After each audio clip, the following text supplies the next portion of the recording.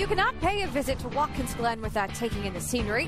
The Finger Lakes region of upstate New York is busy this time of year, but today all the action is here at Watkins Glen International Raceway, and there are a few big-name reasons to watch in the form of Cup Series drivers. Just don't forget about the guys trying to win the championship, like Ricky Stenhouse Jr. coming off his second win of the season. And in a season that's had just as many twists and turns as this track, it's awfully fitting that Watkins Glen will play a big role and who will eventually win this championship. Our coverage of the NASCAR Nationwide Series race today is presented by One Made Financial. It's a track that's hosted everyone from Formula One to IndyCar and Grand Am, and today it plays host to the NASCAR Nationwide Series. Rusty Wallace, will you please give me a tour? Let's take a look at our Google map, Nicole, and see what this place looks like from the sky. 2.45-mile track that we'll be racing on today. The small course, they call it. You see right there, the boot. We won't be using that for the portion of the course. Let's start at the start-finish line here and take a lap around this track. Turn 1 is the corner we're going to enter first. It's a real high-speed downhill corner, a lot of braking, a lot of cars get fanned out right there. 2 and 3 and 4 wide sometimes entering the turn 1. Also a place you can make a mistake at. We don't want to do that. As we exit turn 1, the car speed's going up the S, as I call it, with a lot of speed down that back straightaway into what we call the inner loop. This is another section where the cars are flat flying, and if they make a mistake, they can spin, get off course. See Jason left there in the 38 getting a little loose. And now you exit the inner loop, and if you get a little too hot on the throttle, you can spin the car out there, get loose, and cause another problem. Enter in turn 6 right here. This is another portion where you can make some passes, but you can get off course. You see right there, it's paved. A couple years ago, that used to be all rocks, and that was not good, but NASCAR went and fixed it.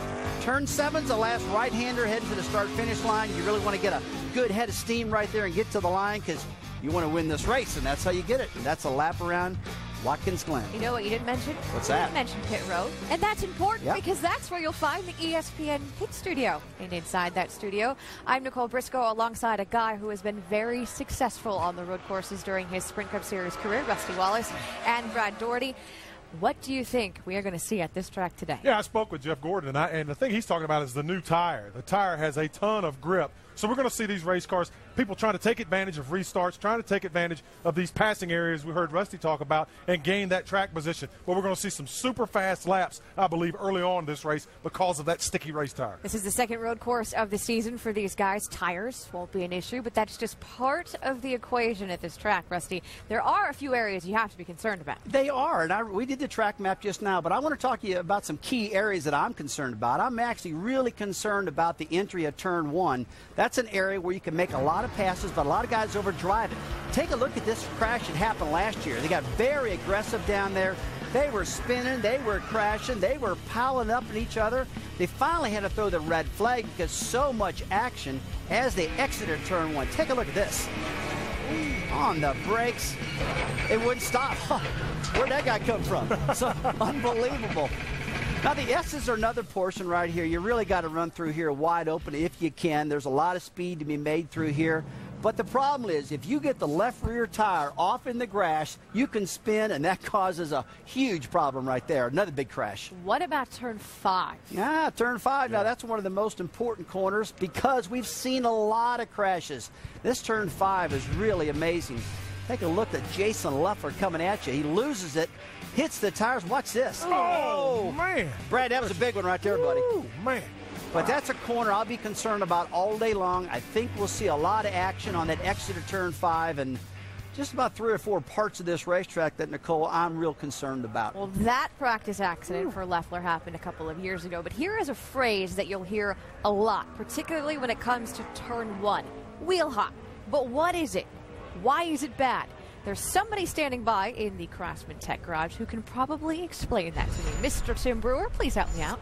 Thanks, Nicole. When wheel hop occurs, the driver's deaccelerating down into turn 1. He downshifts. The engine, the transmission, the rear end's running all one speed. Then you get really aggressive with the brake pedal. You actually stall the rear wheels. That's when the drivetrain and the tires start fighting themselves. They literally start jumping up and down. Nicole, that's when you have to make your choice. You either have to push the clutch in and get the transmission and the rear end out of the equation, or you actually have to get off the brake pedal. But either way, you're going to lose a lot of time getting down in turn 1 when you wheel hop the car getting in the corner. Tim Brewer, thank you very much. The top 3 in points are separated by just 29 points. And if you look at the next 3 tracks, you're going to see a couple of things. Each driver has a weakness, each driver has a strength, and each driver has an unknown, as in they haven't made a start at a particular track. For example, Ricky Stenhouse Jr. has never been here.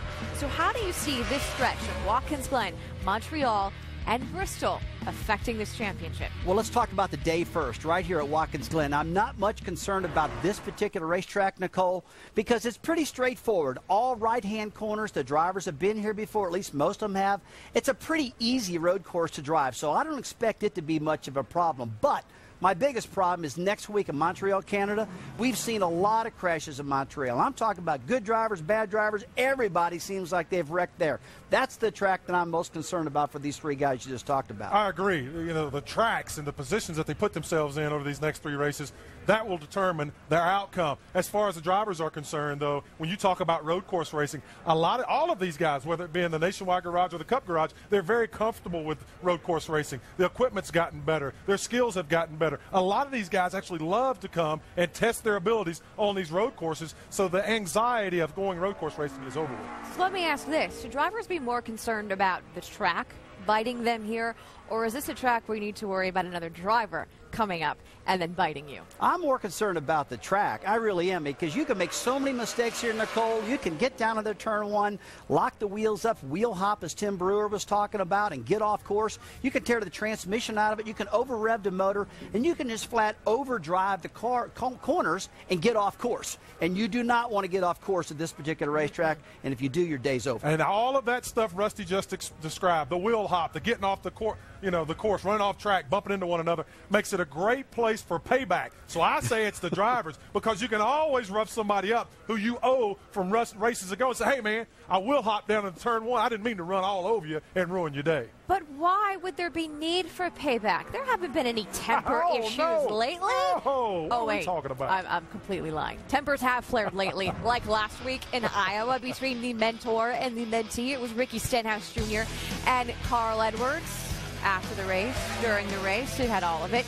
And even in the Cup Series, a couple of champions who have disagreed more than just a few times. And guess what? All 4 of them are in this race today. Can you say payback? NASCAR Nationwide Series Countdown, presented by One Main Financial. Your needs, your goals, your dreams. And in part by Nationwide Insurance. Enter this code at codespotter.com for a chance to win one-of-a-kind NASCAR VIP experiences. You know, this racetrack has gained the reputation over the years as being one of the best short tracks on the circuit. The capacity crowd is on their feet. This race is green. All of a sudden, our pole sitter's going in the wrong direction. As we watch Elliott Sadler here on the high side, and he's under attack from Michael McDowell. Caution on the speedway. Justin Allgaier just slammed the wall. This has turned into a disastrous night for this team. Carl Edwards, who has the race lead, now has a rear view mirror full of Ricky Stenhouse Jr. Trying to look inside. He's still behind. Showing you his nose here. He's inside now. Inside. Here comes Ricky Stenhouse. Good head of steam. Edwards with the crossover move. His car wiggles coming off turn number 4. They make contact just before start finish. He's done when I get to him. Trouble again off of turn number 2. Another tire and a heavy hit to the outside wall. I don't care how big of a contract he just signed. Hey, bud, now remember here, you got the best car. I don't want you focused on anything but getting out lead and checking out. 10-4. Hey, his car is gone. Green flag, green flag, green flag. And look at Stenhouse shootout. He's going to try and make a run underneath on the 33. And oh, here we go, side by side with the 60. Stenhouse and Carl can't even see that 2 car right now. They're just thinking about each other. So now there's contact. Edwards to the inside of Stenhouse. They'll bounce off each other in turn 3. Stenhouse maintains the race lead. Motor's letting go. Good effort, guys. Good effort. We're just a little bit tight. He's got a problem. Stenhouse is then hit hard from behind by Edwards. It's going to be Stenhouse crossing the line with the race win. That's what I'm talking about, baby. Ricky Stenhouse Jr. would like nothing more than to be raising his arms in victory lane again today here at Watkins Glen, but Let's go back to last week. You and Carl Edwards, it's been a big story. What did the two of you get settled this week as you discussed what happened at Iowa? Just that we're two fast teammates that want to run up front and going to race hard. But, we got to race clean. He's got owner's championship he's running for, and we're running for that too. And we got the driver's championship. And we knew we had to get something figured out and settled before it got any bigger. And, he's taught me a lot throughout my career over here at Roush Fenway, and looking forward to learning a lot more. How about today? A learning curve. It's pretty wicked here on the road course at Watkins Glen for you. What do you expect? It is. It's the first time here. It's a lot of fun. I've learned a lot so far. Still got a lot to learn, and still got a lot of work to do. We qualified 12th, picked up a lot of speed from yesterday to qualifying, and Nationwide Insurance has brought a great series here with a lot of great guys driving, a lot of road course guys coming in, and it's going to be a fun race. It's going to be a wild race. Hopefully we can, increase our position by 2 and hopefully get in the top 10 somewhere. He's a championship points leader, Ricky Stenhouse. Shannon? Well, the 60 team, Mike Beam, the crew chief, told me that's a good problem to have 2 teammates racing for the win. You said that, you were once a young guy coming up in the Nationwide Series trying to navigate your way. Considering you've been there before and you have that perspective, how does that affect the way that you race, Ricky, on the racetrack? I thought about it a little bit after last week. I thought, man, he's almost as bad as I was. So I totally understand. I mean, the fact is that we've got fast race cars. We're racing hard, and Mike Beam is right. This is the best case for us. And after last week, Jack came up. He had a blown-up engine, 2 torn-up race cars, 2 drivers mad at each other. And he said, this is perfect. This is exactly what we're supposed to be doing. I thought, man, you're right. So Ricky and I got a lot of time to talk this week. We worked really well here, and we're just going to go out and keep racing. He's a great guy. He's definitely... He's earned the respect that everyone gives him, and he's earned my respect, and hopefully we can just go out here and be battling for the win today. We got a really fast and all Ford Mustang. Trevor's super fast too, so it's going to be a neat day for Ford. Some different agendas today. We have obviously the guys going for a championship. We have a handful of Cup drivers. It's all about a win. How's that going to add to the excitement that we see?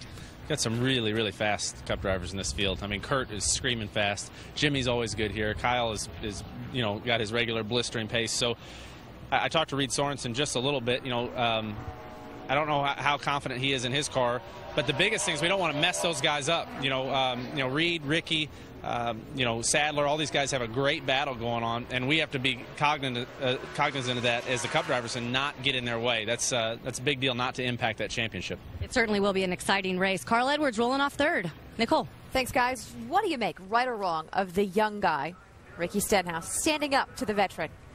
I like how he stood up to the veteran. There's no doubt about that. In my mind, I watched that whole race. I watched everything happen in it. In my opinion, I really thought that Carl roughed him up. I thought Carl really got into him too hard. I mean, look, Carl's not going for the points, and his teammate Ricky was. But what Ricky told us the other day was that what really made him mad, Carl came down the back straightaway, stuck his hand out the window, and flipped off Ricky. Now, I'll tell you, Brad, as a driver, that flat makes me mad, and I thought Carl overstepped went over the line on that one. I wouldn't have liked that. I see it the other way. I don't think Carl owes these guys anything. I think Carl is a hard-nosed race car driver. I have no problem with him taking advantage of Ricky, running over Ricky, doing whatever he's got to do, and I have no problem with what Ricky did. I think we've created this thing with Carl Edwards of making him this mentor to Trevor and Ricky, like he's supposed to take them in. He's a race car driver, and if he works for me, I want him trying to kick their butt every time he gets on that racetrack. He's a cold-blooded race car driver. Don't make any mistake about that once Carl closes that window net. If he works for me, he better keep his hand in the window, I'll tell you that. At the end of the day, it is all about the win. But in the last 6 weeks, no driver has been better on the track than Ricky Stenhouse Jr. Of course, he's also the points leader. Yeah. Here's the thing. This newfound aggression that we're seeing out of him, Brad, how does it affect his ability to win a championship? Yeah, see, I don't think it's newfound aggression. I think that's what we saw last year when he struggled. I think he really overdrove the race car, put himself in bad situations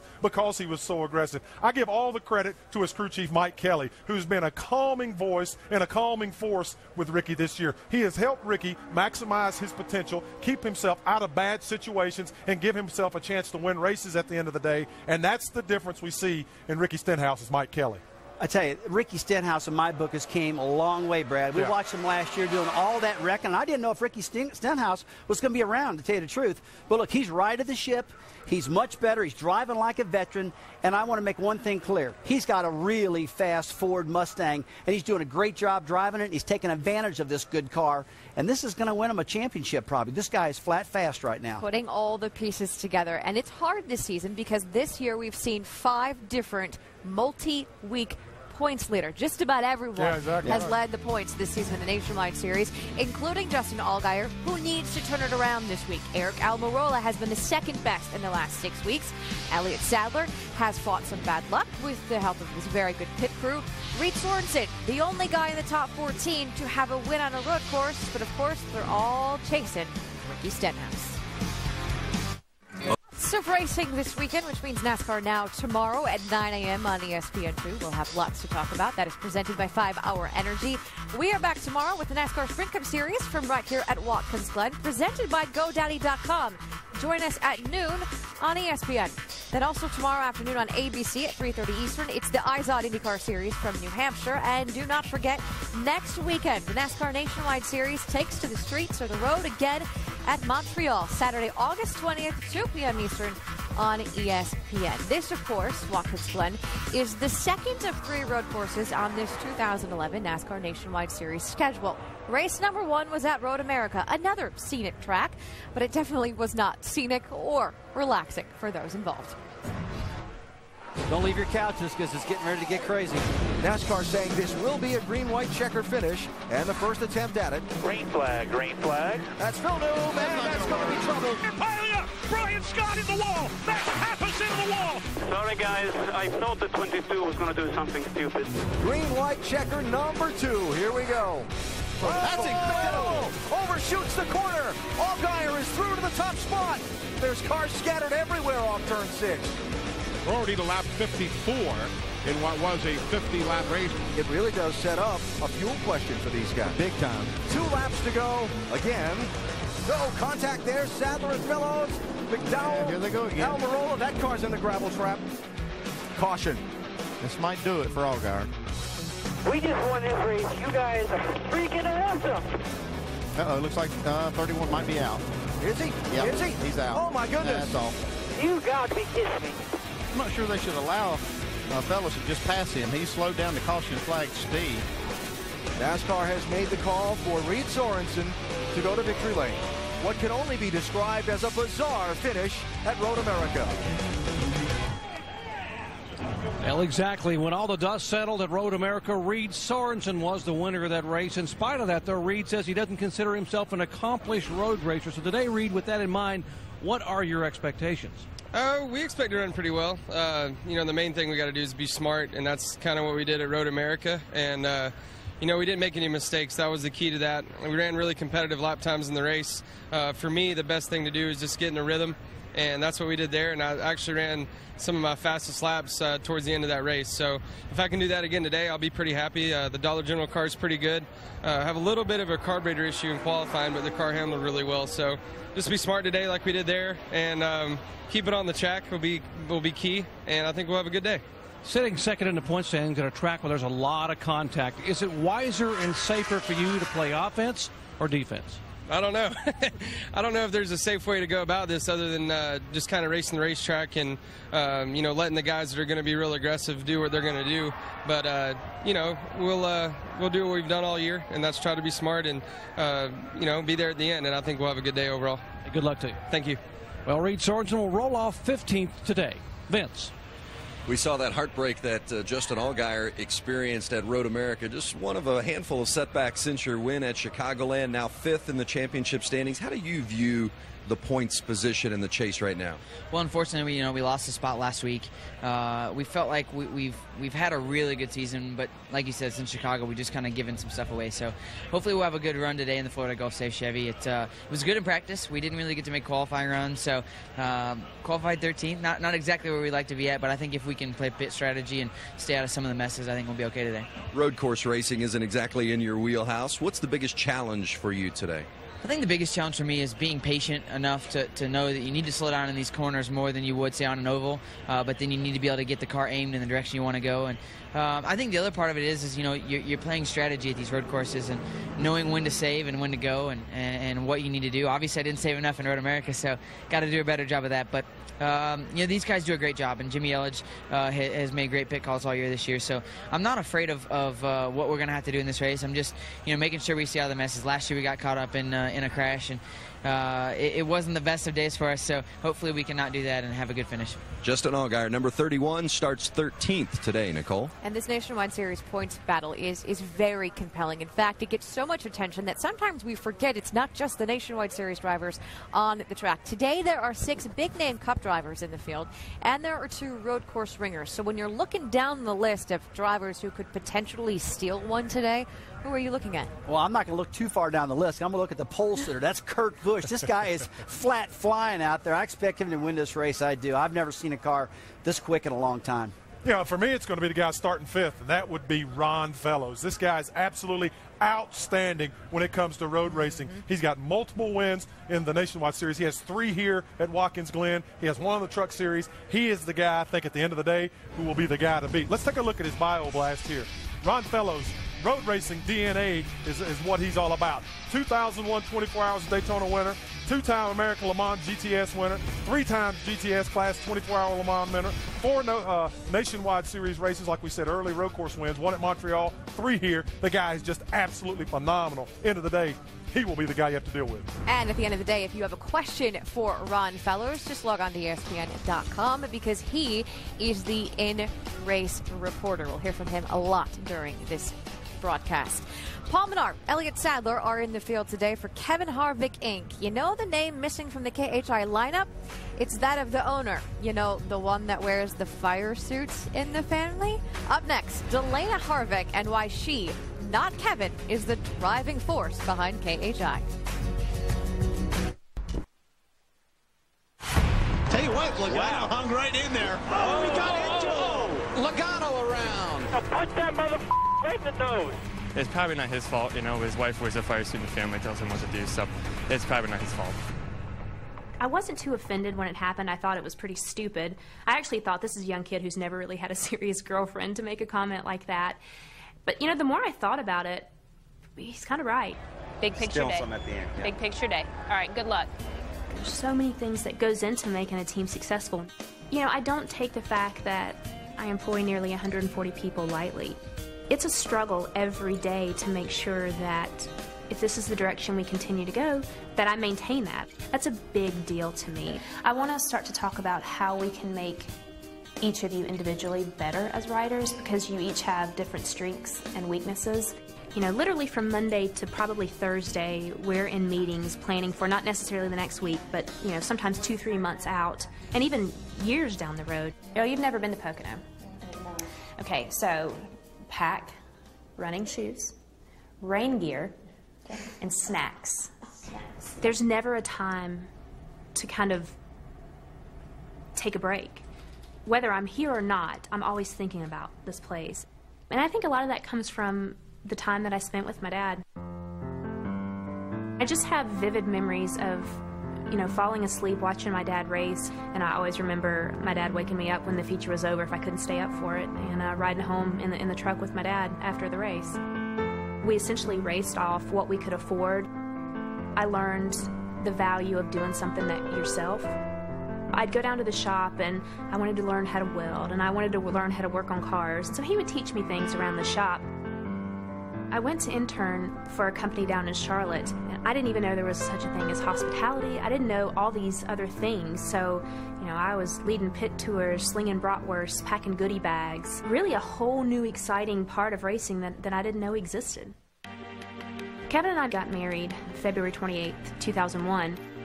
Kevin had just signed with RCR to move over from the Truck Series to run a nationwide car, and was broke as broke could be, living off fumes and credit cards, so which turned into living off my credit cards, which was fine. But, you know, being a PR person back then, you didn't make a lot of money, so we were struggling together, but we did it together. September 2001, we entered our first truck race. Neither Kevin nor I had owned a business. I think we were both young and dumb enough to think that it would be not easy, but that we could do it. We built a truck in a friend's garage, and we showed up to Richmond with 2 tag-along trailers and borrowed toolboxes and borrowed everything and almost won the race. Harvick on the inside, final lap. He wants it. Can he get it? Side by side, and Sprague will get it by 6 feet. We came up a little short, but that's the most fun I've had in a race car in a long time. And that honestly planted the seed for us. We don't settle. It's not just good enough to run in the top 5. It's not just good enough to win a race here and there. We continually push forward. The definition of hands-on is to do whatever it takes. If somebody needs me to, run pit notes or to run notes back and forth to the crew chiefs, it doesn't matter. I'm there to make sure that the weekend goes smoothly. To me, the success of KHI has never been measured by the amount of wins we have or the amount of championships we have. I measure KHI solely on the fact that it was Kevin and I, we had a dream and a goal to build this place, and we did. Well, Paul Menard is in the 33 car this afternoon. This will be his 11th road course start in this series. He finished 4th at this track in 2007, and get this, one of his favorite tracks is a road course, Road America. So what does he have up his sleeve for this one? Right now, Menard is with Doc Punch. Thank you very much, Nicole. He has surprised a lot of people here over the weekend. Paul, you were fastest car in nationwide practice and qualified solidly 7th. How did you get to be such an accomplished road racer? Today's been a rough day for that. I feel like didn't do a good job in either car qualifying today. It's tough just to jump in, do one lap, and hit it clean, but I just enjoy road racing. It's something I've done a lot of as a kid in go-karts and stuff, but everybody's so good in this series. You can't make any mistakes, and I made a couple today so far. But we have a really good Ream Menard Chevy nationwide race, and it's gonna be fun. Kevin Harvick wanted you in his car here. What do you hope to be able to learn today to help you tomorrow? The cars, they drive a lot different, really, and your braking points are different, but you still get in a rhythm. It's a rhythm racetrack, and road racing is rhythm. Just going to have fun, mostly. Not going to learn a whole lot, but just kind of get a feel for the track and what I can do to maybe try to gain a little bit of speed. Hey, good luck today. Thank you. Paul Menard trying to make it 4 top 5 finishes this year in as many starts in a Kevin Harvick Incorporated car. Nicole. I love the line in the feature about Delina where she says, I got to thinking about what Joey Logano said, and he's right. I do wear the fire suit in this family. I have so much respect and admiration for Delina Harvick for what she has accomplished in this business. This has always been a male-dominated and oriented sport from the business side. It's very, very difficult to come in as a young woman and to go head-to-head and go toe-to-toe, and she has done that very successfully. And what she does for KHI, that organization does not exist if she was not 100% in. She deserves all the credit and just a wonderful pat on the back because of who she is and how she carries herself and what she represents in that organization. Tremendous businesswoman. I'm very, very respectful of her in that regard. Well, Brad, one's got to believe that they're getting ready to groom this team for Cup Series. I mean, 140 people over there, and as an owner of Nationwide, I can tell you, being a truck owner or a Nationwide owner, you don't make any money. That's right. So they got to be working really hard with all those people grooming this team and getting it ready for the Cup Series. We've heard rumor of that many, many times. Even heard some of the team members talking about it. I was up there looking at that organization, guys. It's pretty big and it's pretty nice. It's pretty big, it's pretty nice, and they've only had that team for 10 years. Well, their championship contending driver, at least in this series, is Elliott Sadler. He was the preseason favorite, but the season started down, then it went up again, and now it's kind of back down again. In 22 starts this season, he's finished in the top 5 10 times. His average finish is 10th, but there is a glaring goose egg in that win column. Shannon? And Elliott Sadler here at Watkins Glen has not raced here in over 10 years. Of course, you've been in the Cup Series here. He said yesterday that you need to know who you're racing around. What did you mean by that? Well, I think, certain guys are racing for points, and certain guys are just racing for the win and don't have anything to lose. And I meant that like what we saw at Road America. Certain guys you race with are going to take a lot of chances, and if they wreck you, they wreck you. There's no big deal. Certain guys are going to give you plenty of room. You just got to know who you're racing with, especially on a road course stuff, because it doesn't matter till you hit the checker flag. Something can happen to you here to make make your day go from a great day to a bad day. But I tell you, we're very happy with the One Main Financial Chevrolet car. Has been very fast. We qualified good. Hopefully we can stay up front and keep track position. Speaking of Road America, it was strategy on pit road that you guys stuck to. You started and you stuck to it. What's the game plan today? I hope we don't cut it that close. That was Ernie and I both lost some years off our life, I think, at Road America. So we'll probably maybe play a little bit safer today. But you still have to pit when you get in your window and hope the caution comes after you pit and not before you pit. If it does, if it catches you in the back and you lose all that track position, it's very hard to pass here at Watkins Glen. It's only 2 or 3 corners you can pass at. So hopefully we won't have all those green-white checkers like we had there, and we'll be able to breathe a little easier when we get to the checker flag. And hoping not to lose a few more years on your life here today. Elliott Sadler rolls off 4th. Nicole? Delana in that piece also said something about Kevin Harvick Incorporated does not like to settle. Right now, Elliott Sadler, no wins this season. He is 3rd in points. But let me ask, is he on the hot seat? Oh, heck yeah. I mean, you look at that, what we saw in that feature. You saw Kevin Harvick in 2001 sitting in a truck that he and Delana had put together, just showed up. And he wanted to win that race. He thought he could win that race. That's Kevin's attitude. He thinks he can win every race no matter where. And anybody that sits in his equipment, it's great equipment. He knows every ounce of that equipment. He expects you to win. And we in the media expected Elliott to win coming right out of the box at Daytona. He's come very, very close, but that's not good enough for Kevin Harvick. I guarantee you that. Well, Brad, I can tell you one thing. I guarantee you that Elliott Sadler knows how to drive a race car. I think he's pretty good at it. But if there's a weakness, I think it's understanding how to get the car handling good. Now, one guy flat understands that is his owner. Kevin Harvick flat gets that. He gets that part.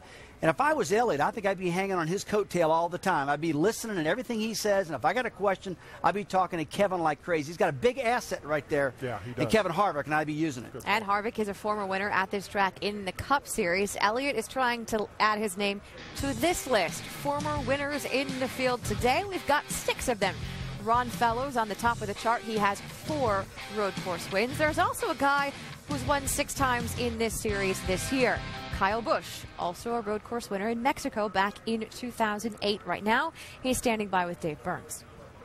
Well, Kyle Busch literally just grabbed the pole for the Sprint Cup race tomorrow. Kyle, how much of a boost is that going to give you for the nationwide race coming up? It's a huge boost, you know. Certainly, I know that there's a couple other guys out there that we've got to race in a nationwide series race with our Z-Line Designs Camry, but my brother's one of those, you know, so I hate it. My brother beat me for the nationwide pole, but, you know, those Dodges are fast, and, you know, with the tapered spacer the way it is, we just can only do so much. So I feel good about where we're at, though.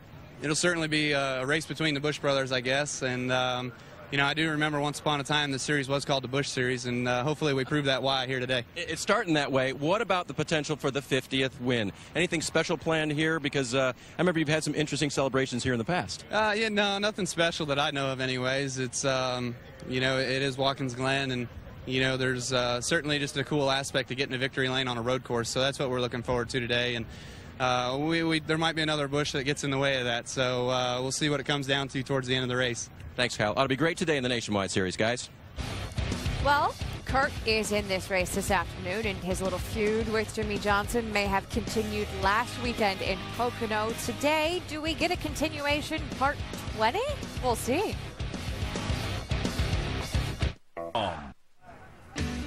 Welcome back to upstate New York, the Watkins Glen area and the Finger Lakes region. Our coverage today presented by One Main Financial. We're here this afternoon for the Nationwide Series race. However, there are a couple of Cup stars in the field today, including a pair that are feuding again.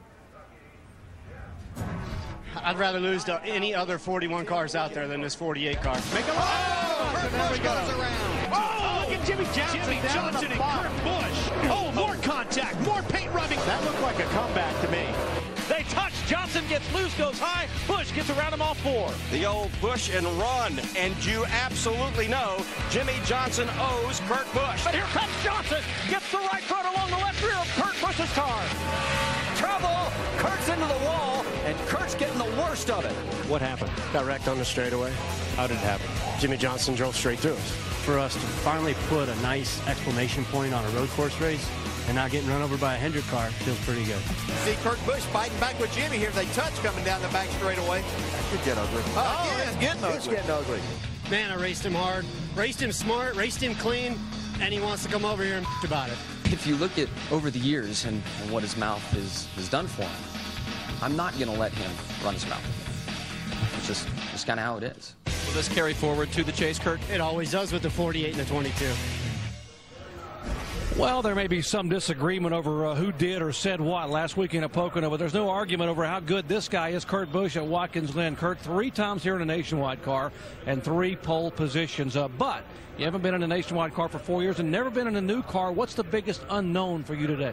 There's a lot of unknowns, and just kind of rolling with it is going to be the theme today. I want to try to get down into turn 1 and beat Kyle there and just try to settle in, but not overdrive the car. And most importantly, these cars, the rev chip's at about 9,000, so it's very different from the other cars. So shifting points and braking points are going to be the biggest things I'm focused on. Today is the first day that you and Jimmy Johnson will be back on the track together since that little dust-up last week at Pocono. Do you expect contact, and if so, how will you respond? Well, we've got 41 other cars other than just us two, and I'm filling in for Brad and these guys on this Nationwide team. We're focused on what we have to do, and if it comes down to racing, Johnson, yeah, we're going to race. That's what it's called, racing. And so we're going to do that and do it in the proper fashion. Hey, good luck today. Thanks a lot, Doc. Let's go to Vince Welch. Jimmy Johnson running in the NASCAR Nationwide Series for the first time since 2008, but everybody's still talking, as we heard from Doc Punch and Kurt Busch there about last week at Pocono. Have you guys settled anything in your mind as you come into this weekend? I don't know, but that's last weekend. We've had our fun and said what we have in the media, and now it's time to go racing. That's really what it's about, and I'm looking forward to running this Junior Motorsports car that has my video game on the side of it. Jimmy Johnson's in with an engine, so we'll have fun. We'll go racing. I mean, when you're out there on the track, it's important to race, with each other fairly, but you don't have to like everybody. You don't all have to get along, so everything's good. As you approach this race today, what can you take from it that will help you in the Cup race tomorrow? For me, it's just reps, and I came here to run a Grand Am race and the Daytona prototype just to get reps. The more reps you make doing anything, the better you're going to be. And I didn't spend a lot of time on the asphalt racing road course stuff, so every lap I can get helps. And when Junior called and said that he needed somebody to drive the car, kind of perked up about that too. Yeah, a lot of fans excited about having Jimmy Johnson in the Nationwide Series race today here at Watkins Glen. Nicole? And actually, Jimmy Johnson joked that he had to give his resume over to Junior in order to secure the ride. I think he probably passed over his Cup Series resume. Yeah, probably so. His Nationwide resume, just a little bit underwhelming. 91 starts, only 1 win, and an average finish of 18.4. I get why Kurt Busch is doing this. He's helping the team out. He's filling in for the injured Brad Keselowski as he continues to recover. But Jimmy Johnson, what does he have to gain? Well, what he's got to gain is a lot from this car. I talked to Jimmy Johnson. I said, why are you actually running this race, Jimmy? I'm really concerned for you when it comes to risk versus reward. He said, look, Rusty, me and Chad are sitting here. Junior comes by and says, hey, I'm looking for somebody to drive my 7 car to keep it in the point standings. And I thought, hey, I'll do it. He looked at Chad, and Chad and him decided that, hey, maybe they'll learn something, maybe air pressure settings, whatever you can learn from the Nationwide car to help his Cup car. He told me, look, I might consider more Nationwide races if I know for sure it's going to help my Cup car. That's what makes this guy one of the greatest of all time. Here we have the 5-time Cup champion who's in this car so he can learn more that'll make him better. He's taking a one-off opportunity. And as a car owner, I love that. This guy could be sitting over in the motor coach drinking an ice-cold Coca-Cola with his feet up, eating nabs, watching us right now. But instead, he's getting ready to go to work to improve his craft, to improve his trade, so he'll be even better tomorrow. That's why he's the best. Eating what? Nabs. Okay. We did hear Kurt say something about he doesn't plan on any payback today, but today is kind of like an all-star race. They don't have any points on the line. It is just about pride. As a former driver, would you pay back? Not today. It's the wrong day. In the Nationwide race, it's not going to hurt much because it's not your normal team. Maybe tomorrow in the Cup race I would do that, but you got to remember one thing. All eyes are on these guys, seeing if they do that. So I suspect they'll be pretty cool today. Maybe even in tomorrow. You never know. It's just too bad we don't have much to talk about in this race today. Oh, and guess what? The weather is also questionable. Let's not talk about that. We have to talk about rain as we come back in. One Busch brother talking to Jimmy Johnson, and we will have more from Watkins Glen when we come back. Click today. NASCAR Nationwide Series Countdown, presented by One Main Financial. Your needs, your goals, your dreams. And in part by Nationwide Insurance. Enter this code at codespotter.com for a chance to win one-of-a-kind NASCAR VIP experiences. Welcome back to Watkins Glen, counting down to green, 22 minutes away. And our coverage today is presented by One Main Financial. Eric Almirola will roll off 17th, which means he's got a bit of work to do in front of him if he wants to continue his streak of top 5 finishes. We said earlier, Ricky Stenhouse Jr. has been the best driver over the past 6 weeks, but Almirola has been the second best. And he's standing by with Dave Burns. And Nicole, after going up in the points with the great finishes lately, you got to go up, down, left, right here. Are you more excited or more concerned about the progress you've made lately now coming to the road course?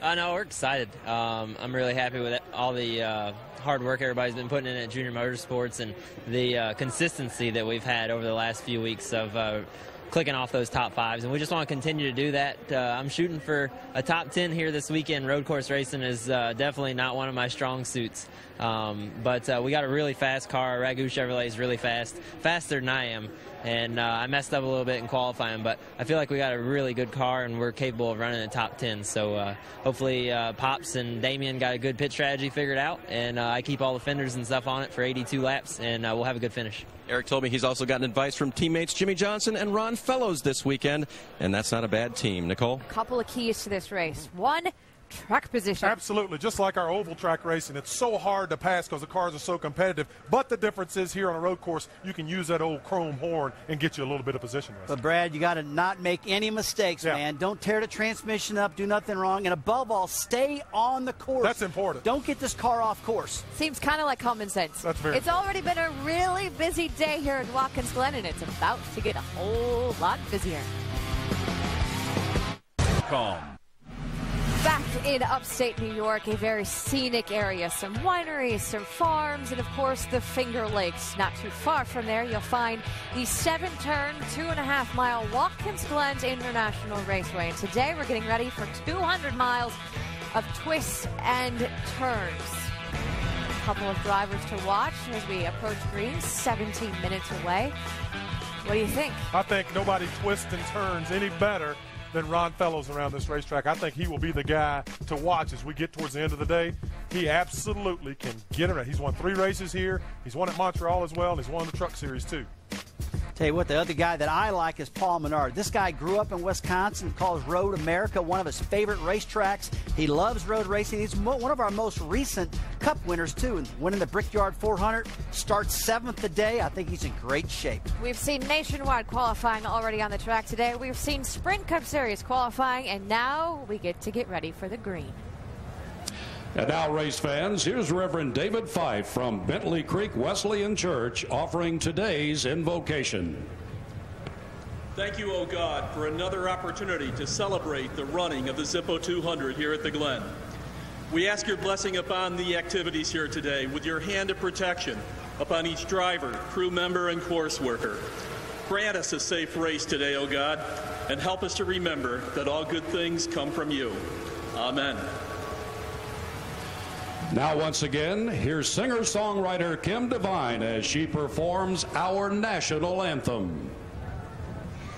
Oh, say, can you see by the dawn's early light what so proudly we hailed at the twilight's last gleaming, whose broad stripes and bright stars through the perilous fight o'er the ramparts we watched were so gallantly streaming, and the rockets regular, the bombs bursting in air, gave proof through the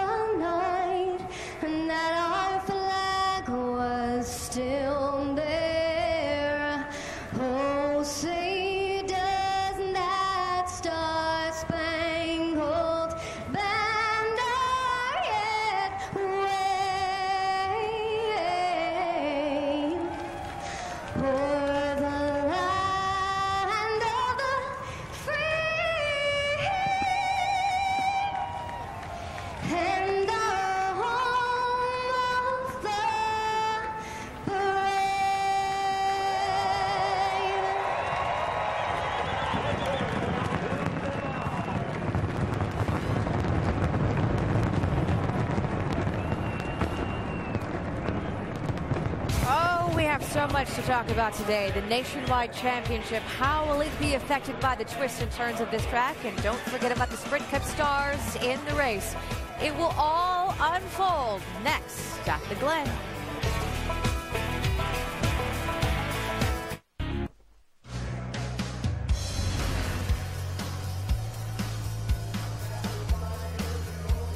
The drivers have to navigate 7. From the pit studio upstairs to the booth, where Alan Bestwick is hiding out for the next couple of hours. 7 is not easy. No, and it requires a little bit more of a variety for the driver and the crew chief to get through those 7 corners for some 200 miles today. Dale Jarrett, Andy Petrie joining us. First, a quick refresher on the variety that these drivers and teams will face. This Watkins Glen road course that is fast. Yeah, that's the key. It's so much faster than the other road courses that they get on. See, going down into turn 1, you got to be careful not to wheel hop getting in here, create a big problem, Andy. Yeah, one thing you want to do is get off of this corner as good as possible, because a lot of the speed on this racetrack is getting up through the S's on the long back straightaway. As you get up through there, you're going to get to the highest braking area as you carry a lot of speed into the inner loop. You see a lot of action through that inner loop. So you can see right here, no more gravel traps to get caught in, but it's still a lot of action. Sometimes really through the inner loop instead of around it like it's supposed to be. Yeah, just getting through it's not your only problem. You have to exit that as you go to the high-speed left-hand corner, turn 6. And then you come to the last corner, turn 7, come to the start-finish line. And this can get exciting in this corner. We've seen a lot of big crashes in this turn. That next to last one and last one, those can be a handful here at Watkins Glen. Now, in the field today, a great variety of drivers' backgrounds. You've got guys like Ron Fellows that have made their name road racing. You've got the Sprint Cup double-duty guys like the Busch brothers. And then the guys racing for the championship like Reed Sorensen. How does that mix of different drivers in this field affect the race? It's going to affect it in a lot of ways because they're on such different agendas. I think it's going to make it fun to watch throughout the day as we see these drivers just here, the Sprint Cup guys, just getting some more seat time, but they're here for one thing, to win. Ron Fellows, that's all he cares about. But we have Elliott Sadler, Ricky Stenhouse, Reed Sorensen. These guys have to worry about points, so they have to be aware all the time at who they're racing. Should make for a fun ending. Yeah, and it's just like you said, there's some of these drivers with nothing to lose, and there's some that's got a lot to lose. So it's going to be a fun race. Really 2 different races kind of within one. It's going to be fun. And you mentioned fun endings. The last several Nationwide Series road course races, for that matter, the last several Nationwide Series races have had crazy finishes. Oh, this one here is just, I mean, it's incredibly crazy. It gets down into the last few, the laps of the race, you see these cars banging into each other and running off the track. And then the strategy came into play. Some of them running out of gas on the last lap. Justin Allgaier thought he had the win, but ended up not getting it. Yeah, and then we got to Oval last week at Iowa. Looked like Ricky Stenhouse had everything, blows an engine, not going to make it start-finish line. So his good friend and teammate Carl Edwards helps him get there first. There you go. That's teamwork at its best, right? So that's what we can look forward to at the end of the day today. Probably a crazy finish here at Watkins Glen. What will the winning strategy be that gets drivers in position for that? Right now, time to go trackside and start them up. And now, race fans, please welcome back your Grand Marshal, the CEO of famous West Coast Customs, Ryan Friedlinghouse, with the most famous words in motorsports. Gentlemen, start your engines.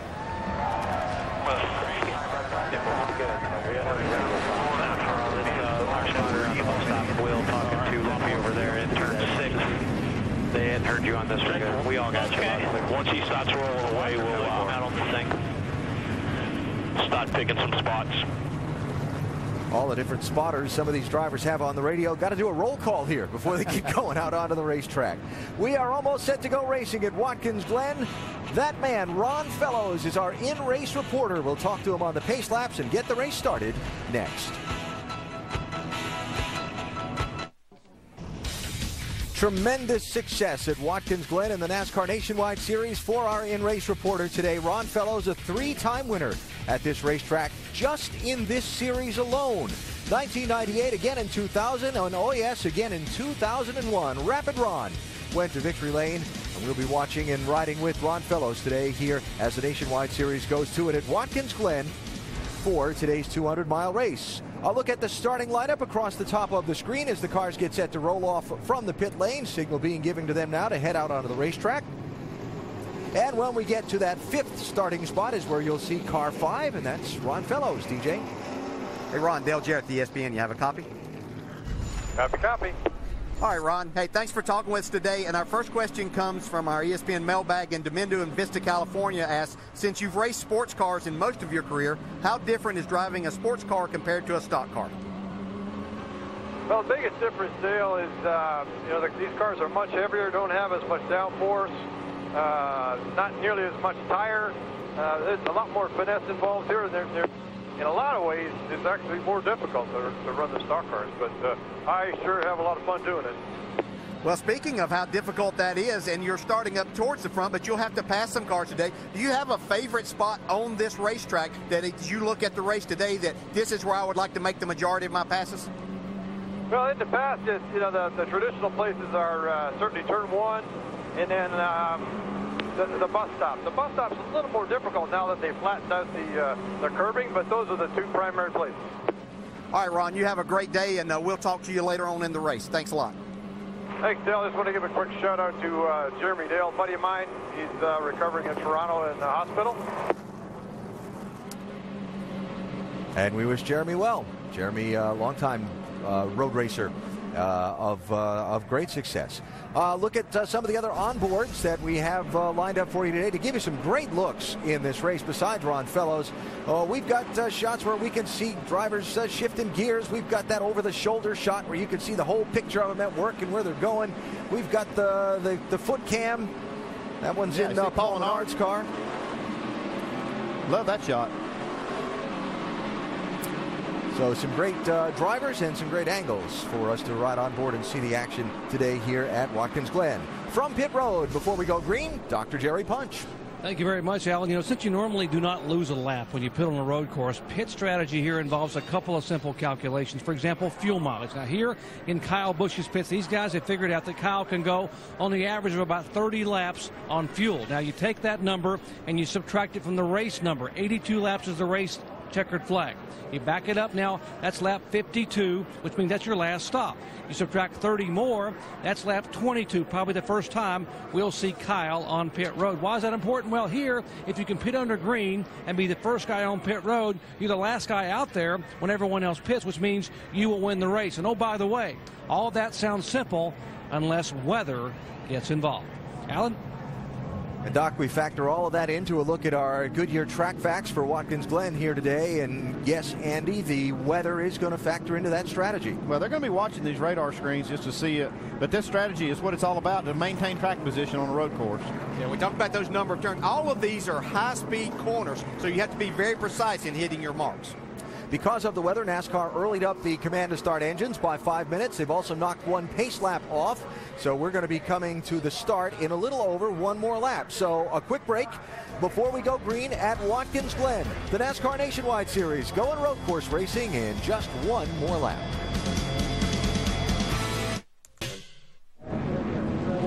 Historic Watkins Glen International with the NASCAR Nationwide Series is about to get the green flag. Quick stories from pit road before the start. Here's Dave Burns. Alan, Jason Leffler has had a love-hate relationship with Watkins Glen International. Last year was certainly in the latter category. The lap 24 crash, one of the more violent that we've seen at this 7-turn, 2.45-mile road course. Fast forward to today's qualifying, where Jason will start 9th on the grid. It's his best start ever here, and with some luck, that speed, and a little strategy, he might post his best finish here at Watkins Glen. Vince Welch. It's not just the first time in a long time for Jimmy Johnson in the NASCAR Nationwide Series. It's also the first time he's ever worked with this crew chief, Chris Heroy. Heroy, who carries the nickname Sunshine, or Shine for short, in the Cup Garage, has handled the crew chief role in the Nationwide Series just twice before. His regular job is as an engineer on Mark Martin's Cup car. Also today, Dale Jr.'s Cup crew will pit this car. So a lot of new dynamics working on the 7 team today. How it plays out for Jimmy Johnson should be worth watching. Shannon Spate. From that fractured ankle. He's turned his number 22 Nationwide car over to Sprint Cup champion Kurt Busch. I asked Todd Gordon about working with Busch here. He says he has 3 poles, 1 win. This is a great opportunity for us to get a win. Alan? All right, Shannon, thanks. The Busch brothers on the front row. First time brothers have been on the front row since 2002 when the Green brothers did it. Coming down for the start. Most important thought here, watch out for turn 1. Green flag.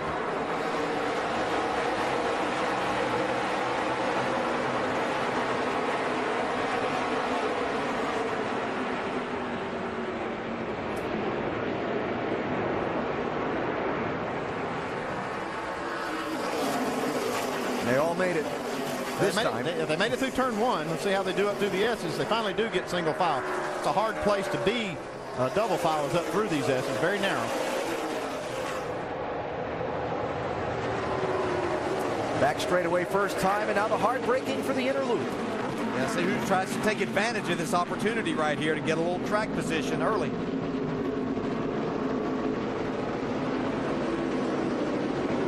You'll hear some people call that the bus stop during the day. Now the outer loop. Some will call it the carousel. Turn 5. This has been a tricky part of the track this week. Got a new tire here that's got a little more grip, but right there seems to be where people get loose. I think they're carrying more speed out of there and using it with that more pavement that they have. They know they have some extra runoff room over there, but it's Stenhouse. He needed some runoff room right there. And the left-hander. That used to be gravel. He got away with one there. One of the drivers in the championship. We talked about needing to be on a careful agenda today. But Kurt Busch said he wanted to clear his brother Kyle on the opening start. He managed to do that. Kurt leads. Single file back through there. That's James Busher in the 30 and Jason Leffler in the 38 teammates. Really the first time James Busher has raced on a road course. Had a great qualifying run.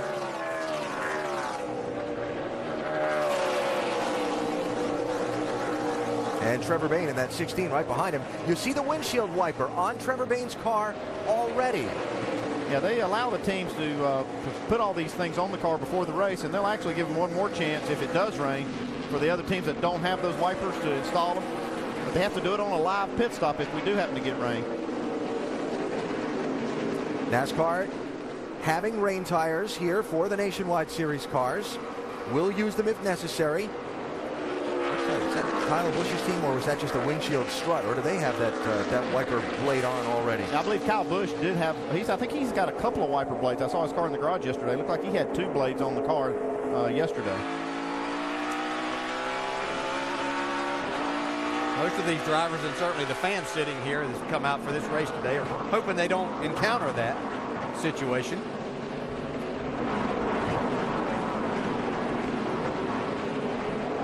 That is Brian Scott trying to get a place on Andrew Ranger. That's a very good passing opportunity, but it's very risky.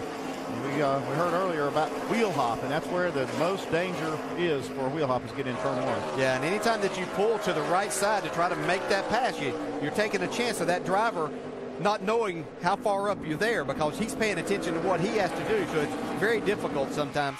You have to be extremely careful. Kyle Busch is going to know Carl Edwards is there. He's been right on his bumper.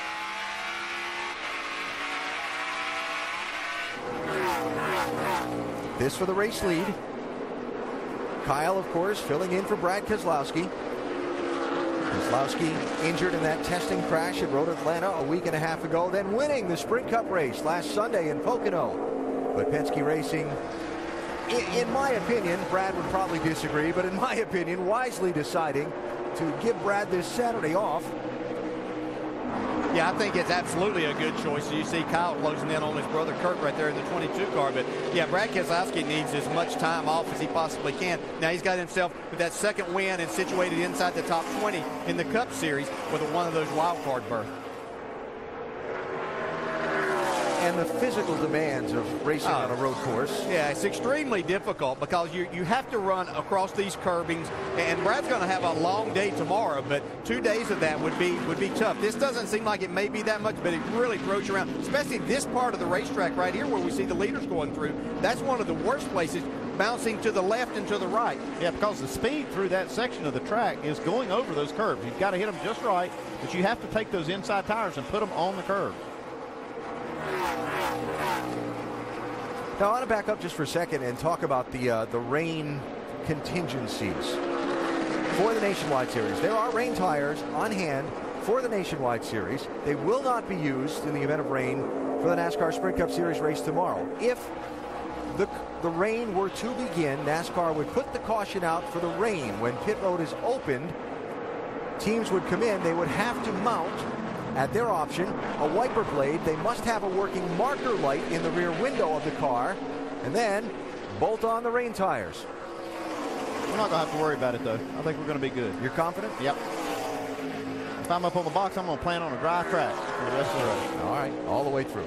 Watching the radar, there is some stuff out there, but it's a bit away from here. Yeah, really. Now Carl, look at Carl. He's looking on the inside, trying to outbrake Kyle. Kyle not falling for it, though. Yeah, really hard to outbrake Kyle Busch into one of these corners, but it's interesting to see exactly where these drivers are a little bit better than the others. You see, Kyle, this has been a strong point for him to get him a little breathing room from Carl, but Carl really seems to be good from turn 2 and up through the S's and able to gain. At some point in time, if he gets enough of a run, he'll be able to make that pass or get beside of Kyle going up to the interloop. As a driver, when that guy ahead of you drops 2 wheels and kicks up that little bit of dust going over the curb, is that distracting? Yeah, huge distraction. Yeah, you don't know how much of it has gotten on the racetrack. You slip. It doesn't take a lot just to slip here. These guys are running so much on the edge as it is, and it just takes a little bit to get you in trouble, but it's more of just a distraction for that split second. You see everybody kind of running about the same speed, running the same line. These brakes will start getting hot as they go, and that's when you're going to see maybe one guy's brakes go just a little sooner than the others. That's when they'll take advantage of that turn 1 opportunity. The race for the lead, a 3-car breakaway for the moment. The Busch brothers, Kurt and Kyle, with Carl Edwards in tow early in the going in the Zippo 200 at Watkins Glen.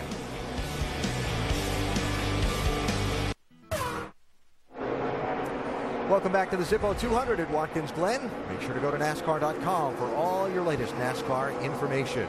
7 laps complete, 75 to go. Race for the lead there. The Busch brothers, Kurt in the 22, Kyle in the 18, being pursued by Carl Edwards. Update on Kyle Busch from Doc. Alan chasing his older brother Kurt. He has told his crew chief Jason Ratcliffe as he's trying to get up closer to Kurt. He said, you know, his front tires finish the corner better than mine. From the middle off, he has much more grip and can finish the corner where I can't. And DJ, I got to ask you, from a driver's standpoint, that's got to be a little bit frustrating. And Andy, from a crew chief standpoint, how do you fix it? That's tough. You really need to get the car to turn well. The problem with these road courses is you got to have that forward drive off the corner. I really believe that they can free the car up a little bit and help that. It will help both situations, though. Yeah, you're probably right there. And as a driver, you're trying to get yourself a little bit of air on the nose, but you know that you have to have the car to turn if you're going to make a run, because you set up a pass by getting off of the corner so that you can get that position by the time you get to the next corner. So there are the top 3. You see the gap back to 4th place Ron Fellows. You see right there. Waiting on that. Kyle was waiting on that one slip, and he took advantage of it. Can he hold him off right here, though? Kurt's ridden really good through this part of the corner.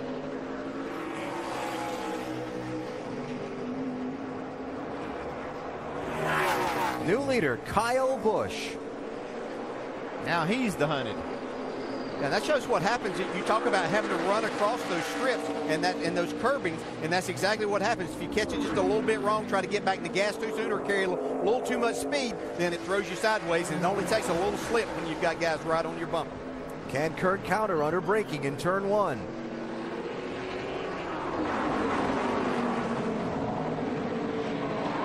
Not this time. Whoa, Kyle over the curb right here.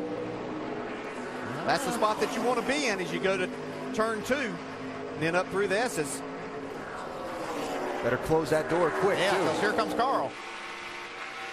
And Carl will be looking to take advantage of this, getting up into the interloop. Pulls out, trying to get that little slingshot. He's there.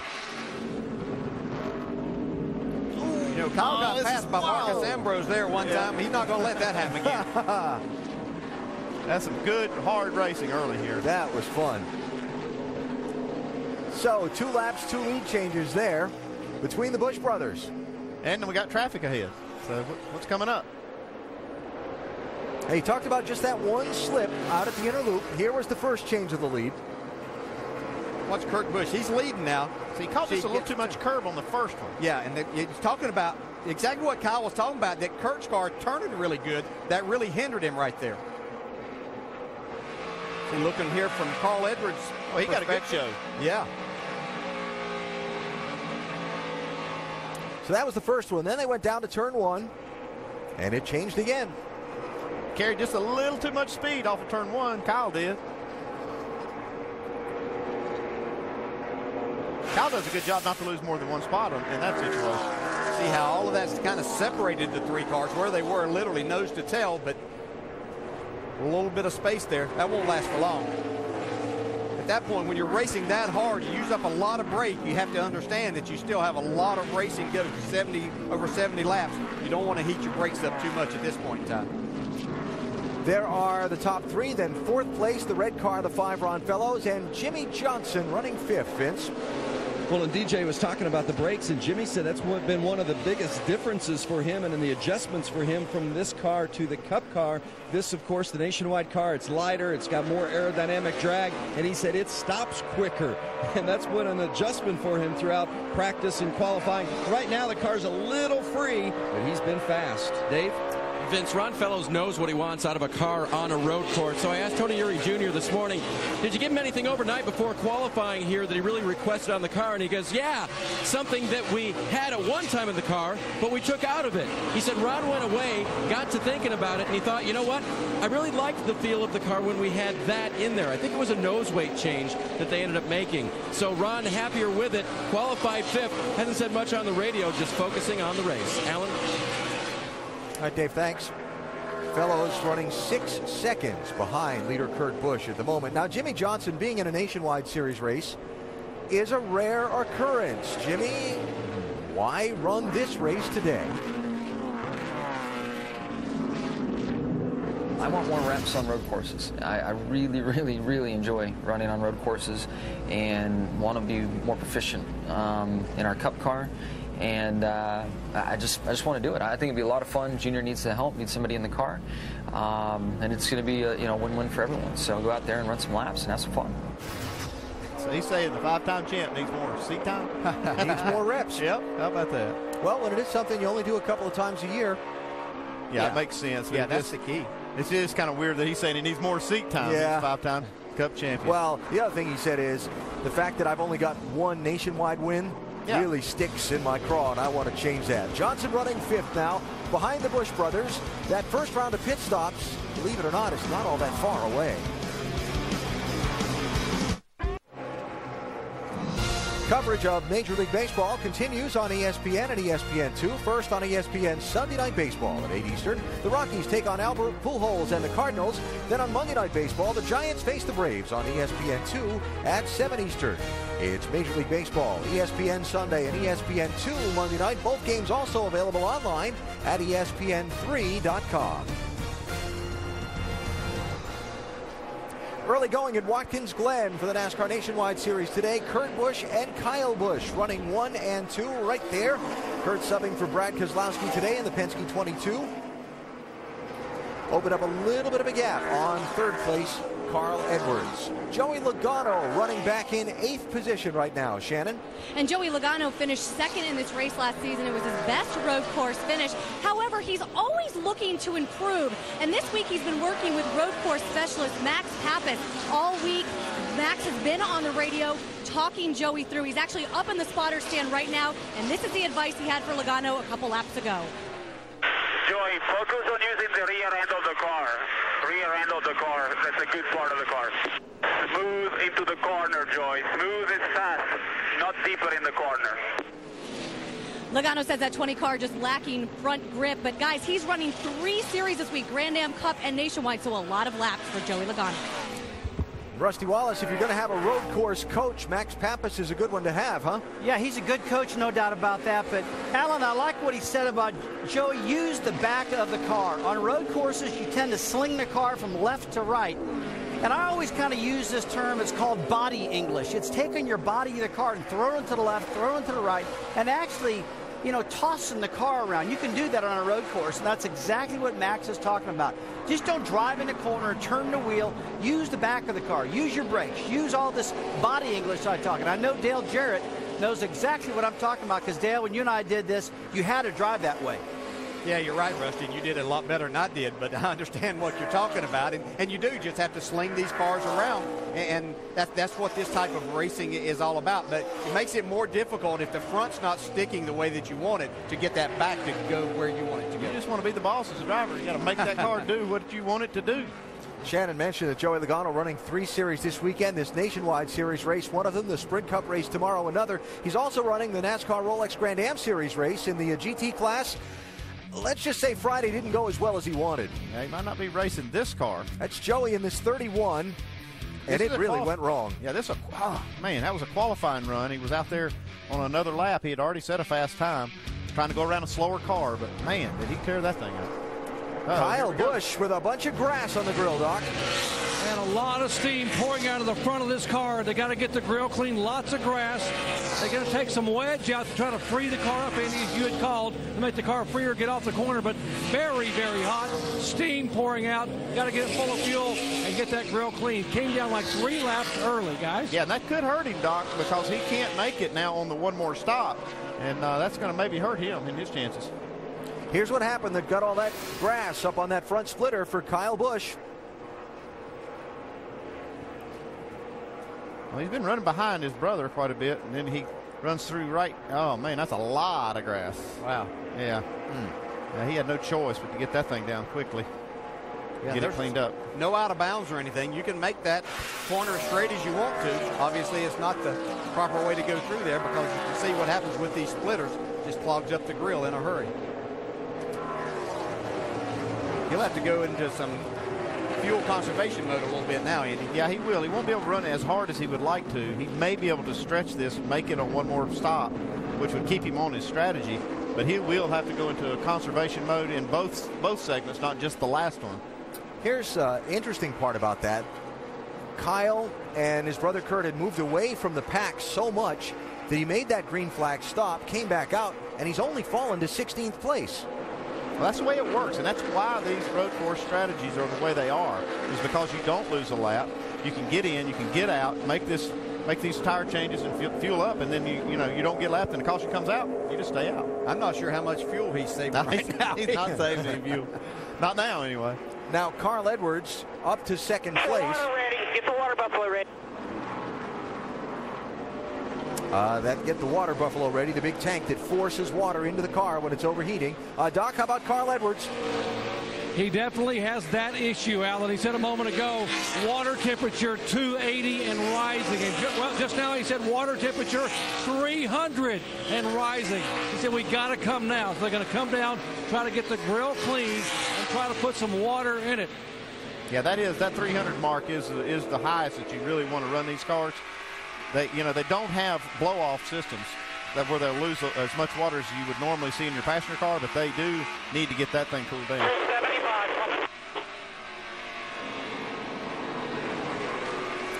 Obviously didn't make out all of what Carl said on the radio transmission there, or what was said to Carl. Tim Brewer in our Craftsman Tech Garage can show us a little more on that system they use to get water into one of these cars. Tim?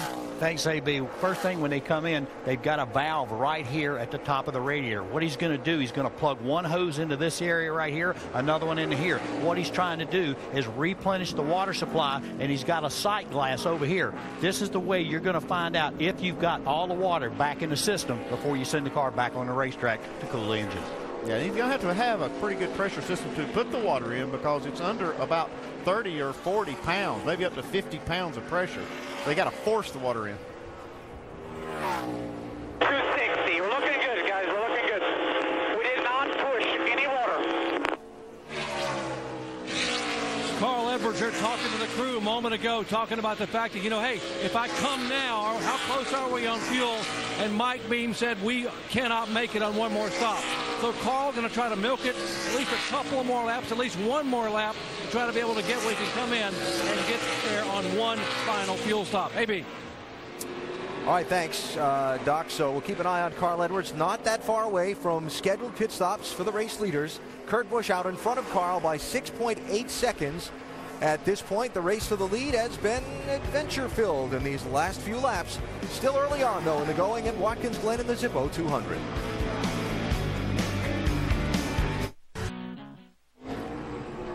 Watkins Glen and the first round of green flag pit stops for the NASCAR Nationwide Series, Vince. The 6-car Ricky Stenhouse Jr., the points leader. They've been concerned because he's got front end damage. They're making a 4-tire change, taking a good look at that front end damage and keeping an eye on the water pressure. Steve Wallace heading out. Eric Almirola, Brian Scott also on and off pit road. Joe Nemechek leaving. Jimmy Johnson looking for that unfamiliar number 7, Doc. Carl Edwards, at the temperature has come down to 260. They're going to clean the grill but leave the tape on it. Air pressure change, 4 tires and away. Vince. Jimmy Johnson has been running in the top 5, likes the car, but says it's a little too loose, so they're going to make an air pressure change. 4 tires for the 7 of Jimmy Johnson being pitted by Dale Jr.'s Cup crew. Uh-oh. They'll be coming back. Equipment leaving the pit box. You see it get stuck. Well, yeah, it took a long time to get the fuel in, and then the can got stuck. Tried to leave it in just a little too long. Doc. Reed Sorensen in for 4 tires and fuel. Reed says the car is just a little bit tight in the middle of the corner out, trying to be very clean and uneventful. Remember, he's sitting second to points. Seems to get away here with a top 10 today.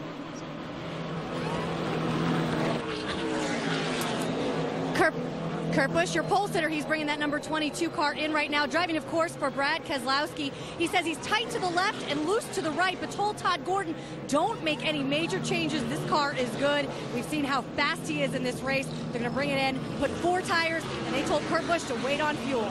Thinking about that fuel already, guys. All right, Shannon, thanks.